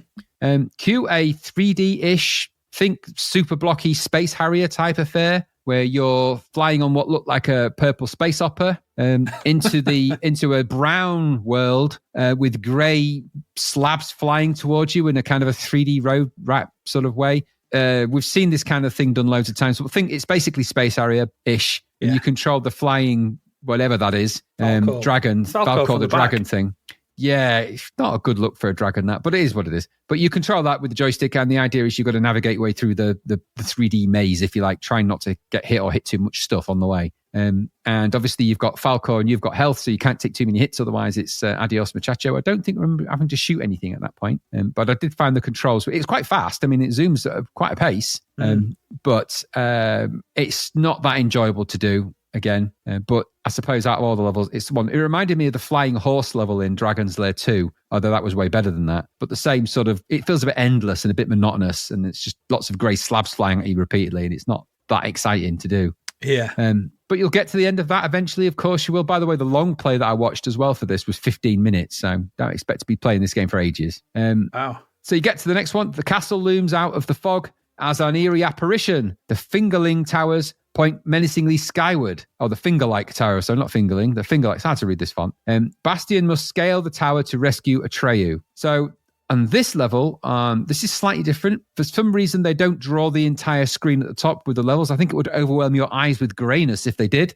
So on the left-hand side, you've got some kind of statue which just says outside the tower on the left. And on the right, you've got a view from the side. And the idea here is you've got to climb upwards to up the tower by utilizing the little navigatory pathways and not getting hit by things, essentially on the way. And so you've got to go up, keep on going up, climbing the chains, climbing the walls, up you go, climbing up to get up to the top. That's all you've got to do there. When you do that, for the next level, ye shall go. And by the way, in the previous level, when you get to the end of that, you needed to kill the evil dragon, which was really suspiciously swift to do.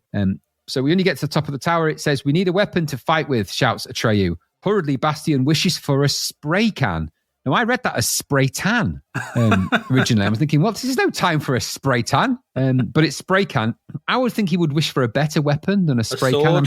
I'm sure it ties into the film in some way. Anyway, what follows is weird. So initially, you're climbing down what is a very big, rotatey kind of almost nebulous style effect with the tower, which is quite eye-catching. It's really good, and it's really pretty. Yeah, decent, it's quite nice. Yeah, I thought that could be good, but that's not the game. That's just an effect as you descend the staircase of the tower. Yeah. Then when you get to the door, you'll go into a round room of the tower, and then it all gets a bit wild in there. All I can say is that you have somebody spinning a chain, and you have the spray can, and you've got to spray the enemies that come in, which I think are the giants again, but spray the enemies so that they fall down the hole in the center. And you have to do that enough times before I think you descend further down the tower. That's as much as I can tell you about that, but eventually you'll do that. And then you'll get to the final level, of course, the level 5, which is where you have to, and it says Bastian, is writing, flees Zaide through the orchid forest on the back of Artax the horse. So you can figure out pretty much that this is a level where you are riding Artax, very similar to the Wrath of the Demon level, where you're on a horseback. A nicely animated horse, and actually quite a nicely animated level. It's quite good looking, actually, this. Nice pace to it. There's a nice foreground, background parallax going on in this, which is very effective. But ultimately, you're running a horse, and you've got to jump over logs, and you've got to keep doing that and avoiding the stuff. Very similar to Wrath of the Demon, and classic of these types of games. A level is annoying and short in equal measure. Then mysteriously, when you get to the end of that, it just jumps immediately to the next level. There's no explanation of what you're meant to do. And now I've checked a few long plays to see if there is an explanation, and there isn't. So you just suddenly appear in a lake or a river where you can swim like a robot-powered automaton Olympiad through the river, like it's super speed swimming. Now, I'm not exactly sure what you've really got to do. I don't know if you're meant to be rescuing somebody, whether you're meant to be finding something, whether you're meant to be getting to the shore. I never made it this far into the game, by the way. I was watching a long play at this point to see what this was. Nobody seems to know what to do. They're just swimming around, swimming downwards until eventually it just stopped, and it just said, Bastian collapses with exhaustion. He used his last wish to save Fantasia. As Zadie sinks to the ground, Fantasia begins to rebuild. And then you get a sequence of a picture of the tower and the ground around it gets rebuilt. And that's the end of the game. It's really weird. It's like it just goes, end, this game is over. Poochie went back to his home planet. It's a bit like that. Died along the way. That's the entirety of the game. None of the levels in it are very nice to play. Some of them are better to look at than others. The Artax level is quite a highlight, actually, in what is otherwise not that great. They are linked to the film in a way, but the problem here is the film. The film was rubbish. Nobody wanted this. The music's good in this as well. The graphics, like I said, do vary massively, but on the whole are okay. It just never feels very coherent because the film wasn't very coherent. There's loads of parts in the film that make no sense whatsoever. The whole forgetting who he is part and everything else. It's completely allied. And the second half of the film is nothing like the book either. So it just goes off in a wild tangent, as does this. And you can sort of see that it just they didn't know what to do with the ending of the film and also the sequence. So there's an entire part where you race a horse, presumably jump into a lake. Never-ending story. Well, I suppose there is that. I mean, who wanted this game? Who wanted it? Nobody wanted it. So this is just brought out to the benefit of nobody. Some levels 1 and 3, character sprites are really small. They blend in with the backgrounds. That's because the backgrounds are very strictly adhering to the 4-color principle of the C64. So, there's 50 shades of grey on one of them and then 50 shades of brown in one of the others. They're not very exciting to look at, mostly greys and browns. The best one is the Atreyu level with the white horse and the nice sort of trees in the background. That looks quite nice. It's easily the best one. They probably did that one first, I think. That is good. Those backgrounds on that were really autumnal. Yeah, the controls are okay over generally throughout it. Most of them function okay, but the prolonged book opening and closing every time is really annoying. When you die in this, or if you lose a life, so the book has to close and reopen again, and you get shown the sequence of the tower, and then part of the ground disappears, and it comes up with a statement to that effect. I forget what it says, something like Fantasia is decaying, and then a big chunk of the ground disappears, and the more lives you lose, the more of Fantasia decays until the point when it's decayed to the point where it can't be rescued. And then when you get to the end, it just reverses that and goes, luckily it's not decayed anymore. Yay. But every time it does that, the book has to open in this kind of prolonged animation sequence and close again. And every time it's interstitial, the book closes. And by the way, just for the record, when you're reading a book, you turn the pages. I don't know about you, Adrian. I've just found that I open a book and then I turn from one page to the next. I don't generally just keep closing the book and open it on the first page every time and it be different. As handy as that might be, and it's preempting the old modern iPad versions of this or something, I don't know. But I just don't think it's genuinely, a page turn would have been fairly easy to do. And we've seen games that have them as well. So it just feels like they just put together this really shonky animation of the cover kind of turning over as if it's being opened like a book. And thought, that'll do. That's quite nice. Just keep using that. It looks stupid after a while, and it takes ages, and it slows the entire game down, which doesn't need slowing much than it already is. Ultimately, aside from the music and some of the prettier graphics in the game, which you may never see because it is quite hard, this is a dull experience connected to a very dull, massively flawed film that nobody really liked apart from 4-year-olds who didn't remember the first one or why they were even at the cinema as long as they got ice cream, really. So the Never-Ending Story 2, I'm afraid there's a really obvious substitution. I ain't going to make it. I'll leave that to our audience to figure out what I meant. Did you enjoy the Never-Ending Story 2, Adrian? I'll say this. The game's got some really good music in it. Yeah. I did like it. The main Never-Ending Story theme I thought was an excellent rendition of that tune. The in-game level 1 tune. The in-game level 1 tune is so good, he uses it exactly the same in Catalypse. Because I went and had a listen to the music in Catalypse and I went, you've just used the same tune. Yeah, can't keep a good one down. As for the game itself, I didn't get past the first level because it's really dull and repetitive. I wandered around brown screens avoiding giants or pushing them off ledges in order to find a rope. It's hardly the most exciting of start points for a game, is it? No. Film's not much better.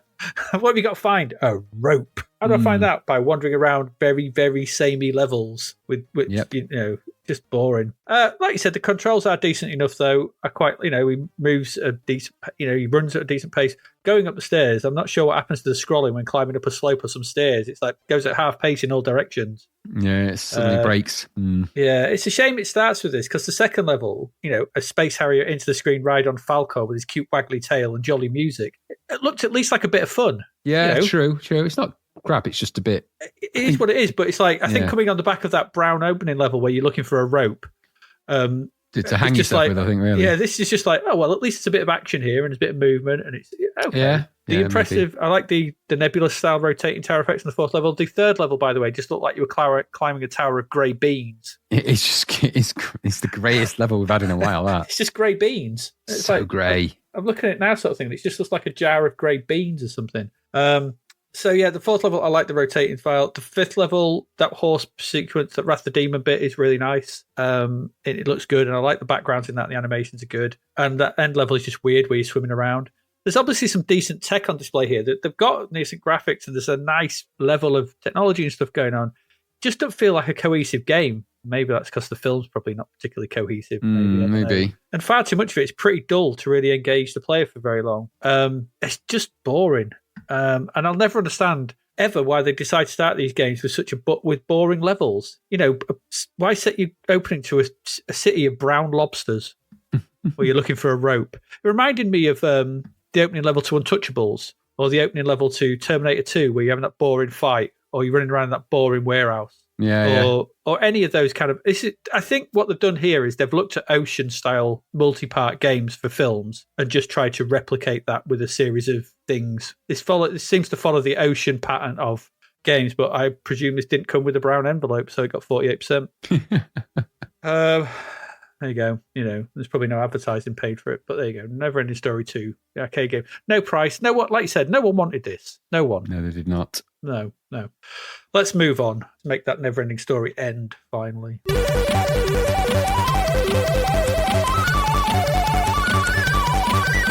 And our final game. Well, this is Winter Camp. It is. 93%. Oof. Last game for February, it's the appropriately named and themed Winter Camp. A whopping 93%. A Sizzler, I guess. The review doesn't have the Sizzler mark on it, though, so I'm just guessing it's a Sizzler. I'm guessing, were they still giving them at this point? I think they were. I think others got them. It was $10.99, though. Anyway, I'm assuming that for $10.99, it must be pretty damn good to get 93%. It was published by Thalamus. Okay? Not quite their last game, the penultimate game, I think, for the system. The concept here is by John D. Ferrari and Richard Showell. Code and visuals are once again by Mr. Ferrari. The title screen is Andy Roberts. Music and sound effects are by Mark Clements. We've seen all them before in various guises. I'll mention some of Ferrari's games a little bit later, but I don't know if we've actually mentioned, I went looking around. John Ferrari passed away in 1996. Oh, I didn't know that. Yeah, that's sad. He did leave a legacy of stupidly hard games for the C64, though. That's what he did. And this, before we go any further, is no different. So, what's the story here in the sequel to Summer Camp? Right.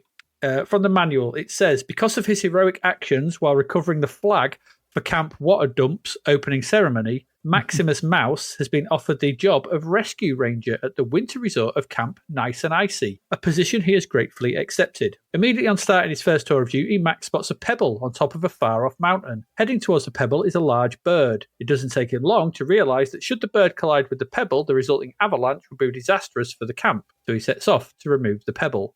Because of the urgent nature of Max's task, you have been recruited as his assistant, and as such, it is your job to offer guidance and physical assistance when required, leaving Max to take care of all the dangerous tasks. I don't understand what that last part means, if I'm honest. No. You control Max, just like you would do in any other game. There's no odd fourth wall breaking meta game here. It's just bog standard controls. It's like that convoluted story we saw in Rollin' Ronnie a bit. I don't know what was going on at this point in the C64 game design or the stories. Second time we've seen this in the same month or within a couple of months. No need. Stop it. Just stupid. You're just controlling a character. Anyway, there's a good loading screen for this showing Maximus and the evil pebble, knocking bird, and the snowball. I guess what it would be coming to before we get to the intro. We get the intro to the first mini game. It's a game made up of 8 mini games. Another one that you must make it through in order to stop the bird knocking the pebble off the mountain and flattening the camp. You control Max through them all, and they all require something different of you. Each game is a separate load, and for the purpose of this, I played the cartridge version. And then out of sheer frustration, I tried the disc version, which had the level skip, so I could actually play them all. And you can probably tell where this review is going already, but let's not get ahead of ourselves. Before each game, you get a little preamble as Max appears in various guises, where he wanders across, rolls across the snowball, does whatever, and tells you what to expect in the upcoming game, which is handy because the level of detail in these instructions leaves you unsure of just what exactly you have to do. It's really, threadbare in these instructions. The message on screen for the first game says, just waggle the joystick to get him through the races and avoid obstacles, and Max will do the rest. There is no rest. You're controlling him. Stop it. Except the tip in the instructions says to build up to a steady rhythm is all that is needed to keep the pointer under the correct icon. Okay. So we're getting mismatching instructions here. Pressing a key to bring up the title screen. Then you have to press a key to bring up the title screen. Once it's told you this, it says press a key. You press a key, then you need to press fire to start the game. That annoyed me. Why not just press fire all the time? The game starts with a ghost. So the game starts with quite a nice looking Ghost and Goblin style overview map, I guess, showing where this mini game is located as you head towards the mountain. And we then have a side on. So the first one is a side on speed skating race made up of 3 races. You got two lanes, one above the other. They scroll independently. You control Max in the lower lane, and the first race is against the duck. I think it was. Is it a duck? It looked like a duck. I think so. At the bottom of the screen, you've got 4 icons, and these are from left to right. There's an arrow pointing left. There's a stopwatch, I think. There's an arrow pointing right and an arrow pointing down. Okay, and there's a pointer underneath them.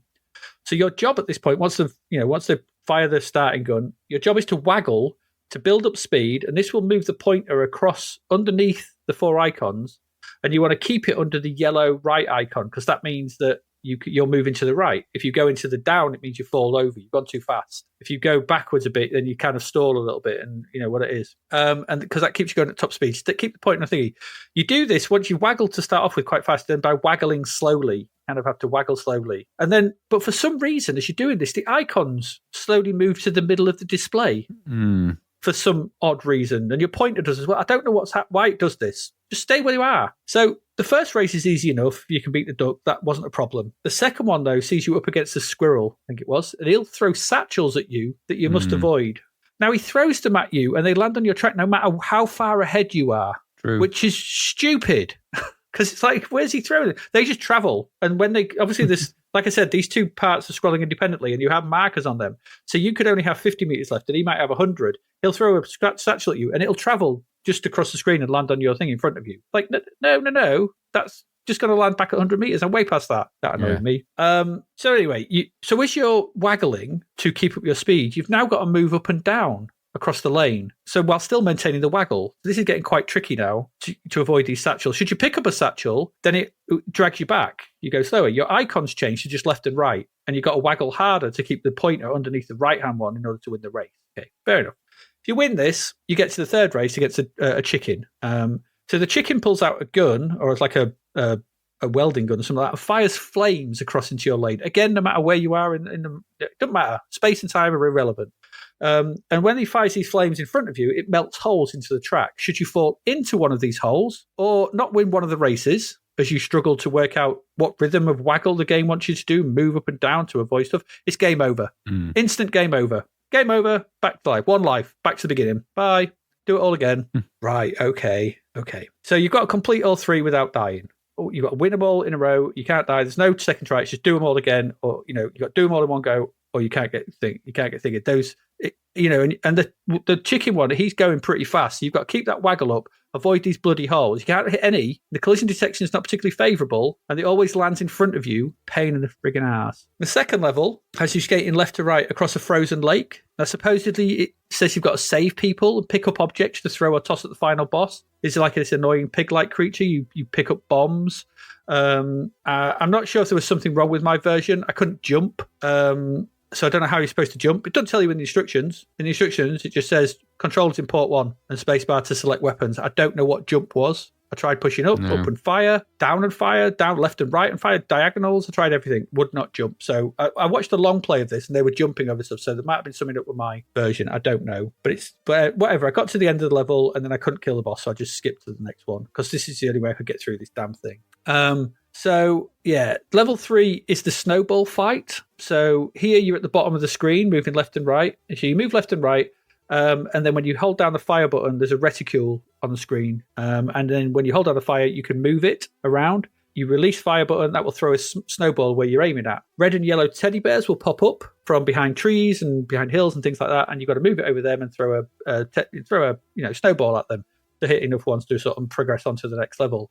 It's bloody annoying though. By the time you've tried to line them up, they duck back into cover and another one will be lobbing a snowball at you and knocking you over. It's like, oh God. Everything about this game is just twisted into frustration levels. Onto stage 4. and we're now rowing down a river, side on though, so it's like the first game. It's much like level 2. We've got to avoid being knocked out of our canoe, collect 3 essential items to complete the level. It's a football, a jar of honey, and a fishing rod. I don't know why you have to collect these. It's getting a bit weird at this point.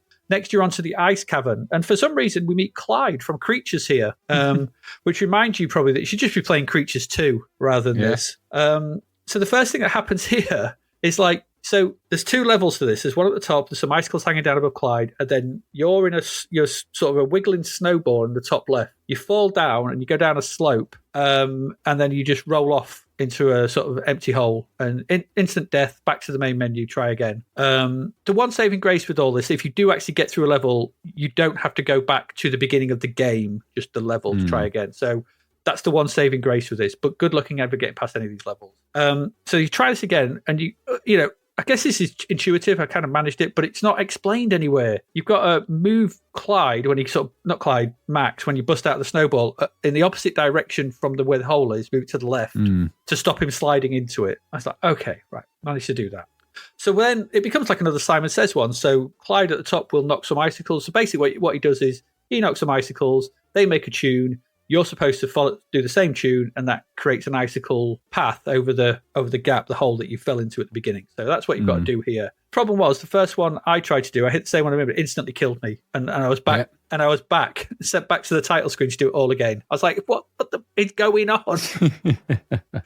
Okay, skip onto the ski patrol, which is the 6th level. You must navigate Max by you've got to waggle to get it's just side on with paths, and you've got to decide going up and down the paths, and you have to waggle the joystick to get him up some paths and down others. And there's a timer, there's like goggles at the top, and the big bird is sort of going across the pebble. You've got to do that. There's other skiers, you can't always avoid them because the paths are so narrow, they'll knock you over, you lose time. It's very, very frustrating. I have no idea what's going on at this point. The penultimate level sees us rolling downhill as a snowball. It's another frustrating timed exercise. You're too close to the bottom of the screen to see objects coming up the screen, leading to more frustration. You hit stuff, you miss the required flags to get more time, you run out, back, do it again. But if you do manage to get through this, you're onto the last zone, where you're in some weird, annoying Donkey Kong variant, where you've got to collect bombs from rocks and use whirlwinds to fly above the giant bird and drop the bombs on its head. If you manage to do this and complete the game, you get a nice end-of-game picture. There you go. True. This is Winter Camp. Okay, the visuals and presentation of this are good. There's some good music, although for some reason when playing mine, it kept glitching out on both the cartridge and disc version. It kept sort of playing a sort of like, you're doing something wrong, it kept glitching. I don't know what was going on there. I think these copies were a bit bugged or something. But the tune, I think it's the same tune for each level. And there are some very nice and humorous visuals throughout. There's loads of nice sprite touches, animations on both Max, the enemies, and in the background. And it is a nice game to watch. The long view I was watching where you could sort of pick up all the nice little details of like people in the background doing things, or when we fall into an ice hole in some of the, or into the water, you get turned into a block of ice, or get hit, he falls over. There are some, where you hit someone with a snowball and they get covered in snow in some of the ice. Those bits are great. There are some really nice little visual touches to this. And so fair play to them. Actually playing this, though, is just an exercise in anger-inducing frustration. I played every single one of these levels and I hated them all. The controls are never tight enough. It's an issue we saw in summer camp. Instructions are so vague that you end up having to play the stages again and again, just a vain attempt to work out what you're supposed to be doing. And then you have the instant deaths that litter the game and throw you back to the start of the present level. The third race in the intro level with the holes in the track and the wobbly controls enough to turn me off this game from the get-go. But this kind of anti-player design is rife through this whole thing. I've no idea how this got 93%. Again, the visuals flatter to deceive. Yes. But the actual gameplay on offer is dull and punitive. Obviously, I don't want to speak ill of people, but it's what we've seen in all the Ferrari games. Go back to the human race. It's stupidly freaking difficult. Mean games that are just built to frustrate and annoy rather than entertain. Correct. They're just all they are. My suggestion here is to go and watch a YouTube playthrough.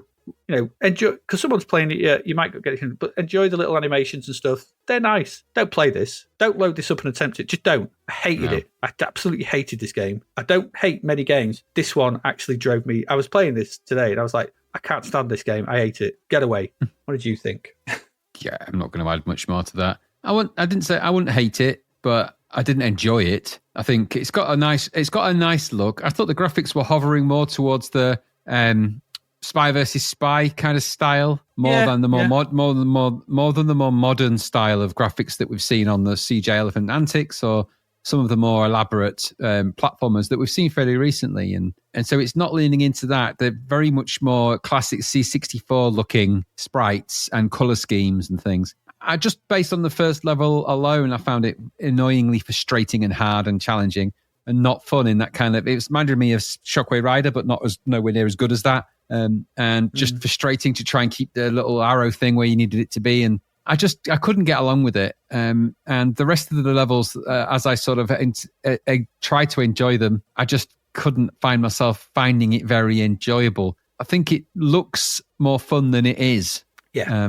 And that's a great shame. There's some nice little details and effects in it, but we've seen this so many times now.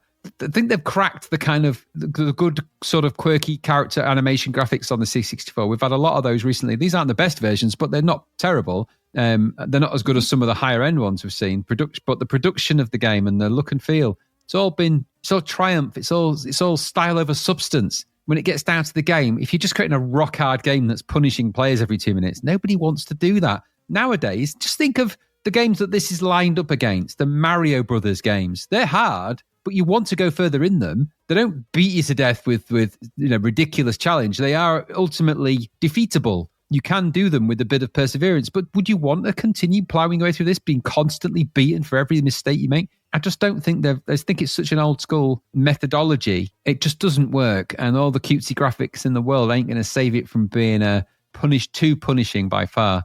So I like this look and the production of it to an extent. I did wonder, because it's a Thalamus game, if anyone actually got paid for it at this point either. So maybe there's I tried to find out anything about that, but I couldn't find anything. Because they wouldn't have been around for long anyway, would they? There's still got another game to come out. But I think the wondrous thing, isn't it, that they were producing these things when they were knowing they were going to go under.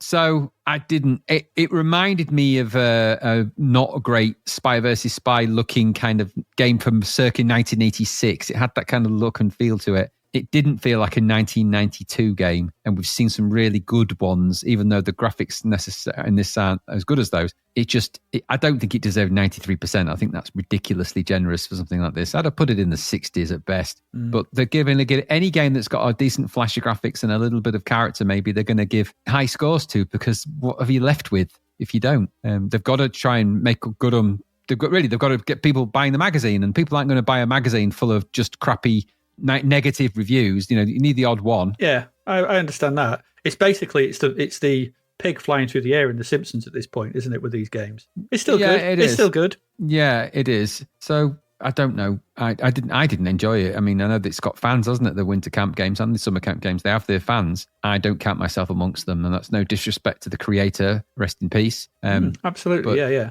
But I just didn't enjoy this game. Others may get something from it, but not me. So there you go. No, I found it horrible. I just really, really, really did not like it. Not very pleasant. No.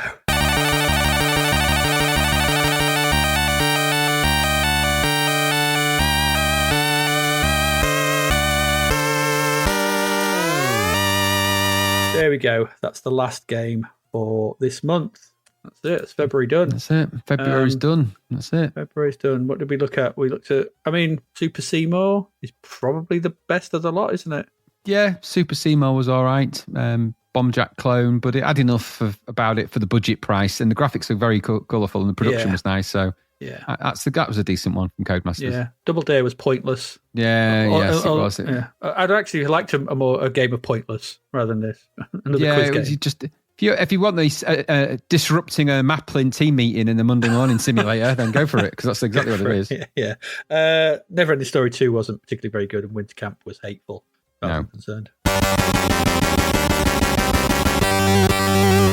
There we go. We do have, like I said, we looked at the game. Actually, sorry, just before we get to that, there were some budget games that were in here that obviously we've looked at before. There was a budget release for Last Ninja 2, the £3.99. That's not bad for Last Ninja 2. Yeah, no, if you like you like hunting in toilets for nunchucks. Yeah, who doesn't? Rainbow Islands for $3.99. Now that's a bargain. Yeah, that's good for $3.99 as well. That's not a bad double, actually, that is it? Yeah, and Greg Norman's Ultimate Golf for $4.99. That was over complex, wasn't it? But yeah, it took ages to draw the course. Yeah, it ain't no leaderboard, that's for sure. No. So let's get to this crap vet. Not technically a crap vet, but a crap cover, shall we say. This is the cover for Neighbours. This was highlighted to us in our Discord, and we said we'd have a look at it. It is the Homer's webpage of Australia. Isn't it just? It does have funny enough, it's almost, it looks like there's something that an AI would have drawn up, and then this predates AI by 20 odd years. But it is, it's somebody hit the Australia stereotype generation system, and it just threw this up into the air, didn't it? Yeah. Threw up all over it. Yeah. So if you don't know where Neighbours is set, there's a map of Australia, which this is it. Then overlaid over that is some streets, which are supposed to be the Ramsay Street. So the Ramsay Street, I guess. Then there's a picture of the houses in Ramsay Street. There's a kangaroo. There is, because of course. Why not? Because of course there's somebody on the roundest skateboard I've ever seen, which looks like it's got 3 wheels. In the top left. Yeah, that's the complicated journey on that thing, isn't it? Yeah, and there's half a bike, some bollards flying. It's not very good. Race with the Stars, Graham, in Ramsay Street. Yeah, you see, it's conspicuous, isn't it, for a number of reasons. It's conspicuous because there's nobody from Neighbours in it. No, just the houses. So just the houses and, a people's limbs, but not their full bodies. So you can see someone's backside and their lower legs on a bike, and somebody's knee and groin riding a 3-wheeled skateboard-ish thing. But other than that, and I'm not sure that house is actually the house in Ramsay Street. That could be any Australian house. It could be any house, couldn't it? I think it is, but I never quite realised. There must be some terrible colour grading going on, because I don't remember the houses being quite so green and yellow. Funny enough, they're the colours I remember Neighbours for, green and yellow. Is it? I remember them being quite yellow and green, yeah. I don't know why. Very yellow and green, but maybe they are. I don't know. I can't remember. I mean, this is 1980s Neighbours, isn't it? So why is that can there? Yeah, well, are they things that feature in the game? The cans, the kangaroos? Quite possibly. Is that a recycling sign? Yeah, I think it is, yeah. It's in the middle there. Yeah, well, I don't even know why that's there, because it's in the sea off the coast of Australia, isn't it? So I don't know what's yeah. No Tasmania as well. For some, we're told it. Yeah, there's a bite missing out of Australia there, isn't there? It seems to me, but I don't know anything about. That is what Australia looks like. Tasmania's down on the bottom of the point. Right. I'm not sure that's exactly what Australia looks like. But I think it's been squashed a little bit to try and fit as much of it into the space. Yeah. I suppose it presents what the game is about more than what Neighbours is about. And they've just thrown enough Neighbours things on there, as in the word Neighbours and Ramsay Street, to make you go, oh, it's that Neighbours. Yeah, it's Neighbours, yeah. What do you think to the Impulse logo? It's awful. It's bloody awful. Absolutely shocking. I mean, never call yourself Impulse anyway, because that's just lame. But mixing a rainbow with the star and then the big Z in a box. Of course it's in a box. Everything was in a bloody box. No. I mean, at least the Grundy logo in the bottom left is what it is. It's hiding in the background. It's just plain, simple, okay. Yeah. That Impulse thing's lost in, I guess it's the ocean off the coast of Australia, isn't it? So yeah, it's probably off Dingle Wingle's Point, or it's near Colamunga or something, or Wallooga, because they do have some fancy names in all Australia, don't they? Yeah. Oh, there's a bigger advert actually. Let me copy this one where there's my God, I found a bigger advert for it. Hang on. So look at that one. Look at that grin at the guy at the top. We've got more skateboarder. Oh goodness me! There's more screen. There's a smaller estate for that. That's okay. Then now it makes a bit more sense about the skateboarder at the top. Even so, he's more clearly the Australian archetype a little. Yeah. It does look like the guy on the bike's having a shit, unfortunately. So a purple dump. A purple shit. That's better. No, it's the saddle, because I was right about that saddle. But on the BMX, of course. And it's at least I suppose there's screens of the game on there, and you can see a little mini bouncer on there. Even though I think it's bouncer, or that could be a kangaroo. It's hard to really make out. Suffers the same problem though, doesn't it? It's of Neighbours, but it's not actually Neighbours. You would never know that. And I suppose you would recognise that house off Ramsay Street. I guess that's Charlene and Scott's house or something. I don't know what. Is it the Mangles or the Robinsons or the? I wouldn't know. Probably the Robinsons. I mean, in the opening credits, aren't they playing cricket on the street, as I recall, and somebody gets their window broken by somebody who hits the ball, and don't they live in a cul-de-sac? Yeah, that is a cul-de-sac, I think. It would make good street racing, would it? Well, that was part of the problem, wasn't it? In the actual game, you couldn't escape, could you? You were trapped. Yeah, couldn't escape. Sort of makes sense. No, it's not a great advert for that, or a cover indeed. No. But I hate to think what the alternatives would have been like. And if no one told you, if you took that screenshot in the bottom left and you took the neighbour's sign off the bottom, you'd just go, it's Paperboy, isn't it? Yeah, it looks exactly like Paperboy. It's kind of, I think, on purpose, really, that. Yeah, I think so as well. Anyway, there you go. Terrible game and not particularly good. It's just, it's Australia. Stick a kangaroo in. Yeah, you've got to have the kangaroo neighbours. Yeah, get the wallabies and the kangaroos in there. Yeah, you've got to get them in there. Yeah, them. Yes, that's the one. Oh, there you go. Right, what we got coming up for next month? Well, next month is March 1992. We have 10 games, I think. 1, 2, 3, 4, 5, 6, 7, 8, 9, 10 games, 2 episodes, 5 an episode. We will be looking at, these are in order of score within the magazine, not how we'll be looking at them, but we have RoboCop 3. Okay. The generically named Space Gun. Oh, yeah, I forgot about that, yeah. Potsworth and Co. Okay. No idea. The Jetsons. Oh, that's late to the party. Yeah, Titanic Blinky. Okay. 3D Snooker. Another one. Another one. PP Hammer and his pneumatic weapon. Okay. Big Nose's American Adventure. Okay. International Ninja Rabbits. Oh, God, I hope that's not the follow-up to Ninja Rabbits. It is that. It's exactly that. Right. And finally, Tai Chi Tortoise. Just International Ninja Rabbits and Tai Chi Tortoise. Whatever. That ain't gonna be. I mean, that shouts slow, doesn't it? Tai Chi is slow, and so is a tortoise. It's perfect creature to do Tai Chi, isn't it? No one suspects a Tai Chi tortoise. Doesn't make for an exciting, fast-paced game, though, does it? In this game, the tortoise does Tai Chi. He's fighting a sloth. Load. Wait. Wait, indeed. Oh, dear. Yeah, well, that's it. That's it for next month. But not next week. No. Next week, work commitments drag us away. But we still have something to release. Yes, don't sweat. Don't sweat it. We've got something. We've got something to release. Should we announce what it is now? Should we tell them? Why not? Or do you want to keep it top secret? Well, that's true. That's because I know a little German. That's why he's standing over there. Hello. This is the potato farm.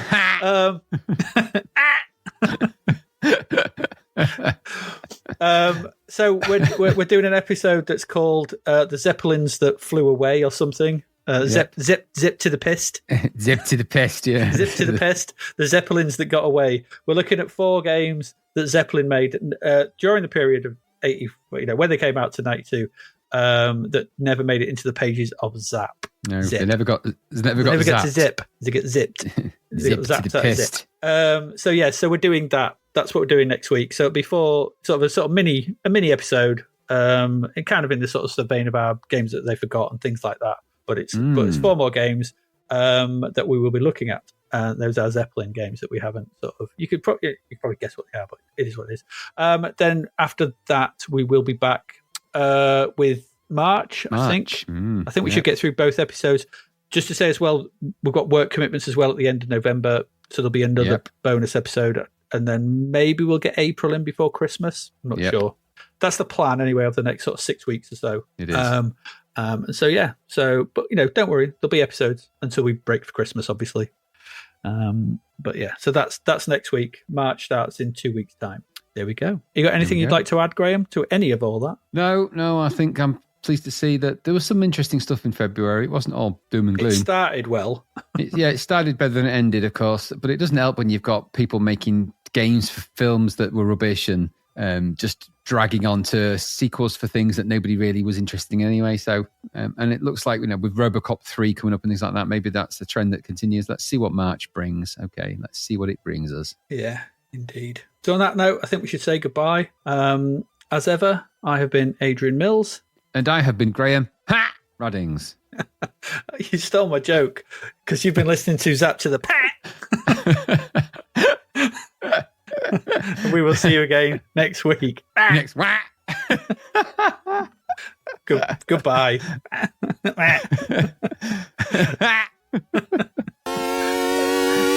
Thank thank you for listening to the Zapped to the Past podcast. We hope you enjoyed our deep dive into the world of Commodore 64 games, as well as the music, films and TV from around the 1980s, driven, of course, by the issue of Zapped 64 magazine published at that time. We will return with a whole new batch of games and stuff to talk about next week. Until then, if you want to listen to or download previous episodes of Zapped to the Past, and why wouldn't you, they can all be found on our website at zappedtothepast.com, as well as being available on Podbean, Apple Podcasts, Google Podcasts, Spotify, Deezer, Audible, Player FM, and, well, pretty much anywhere where we can upload them.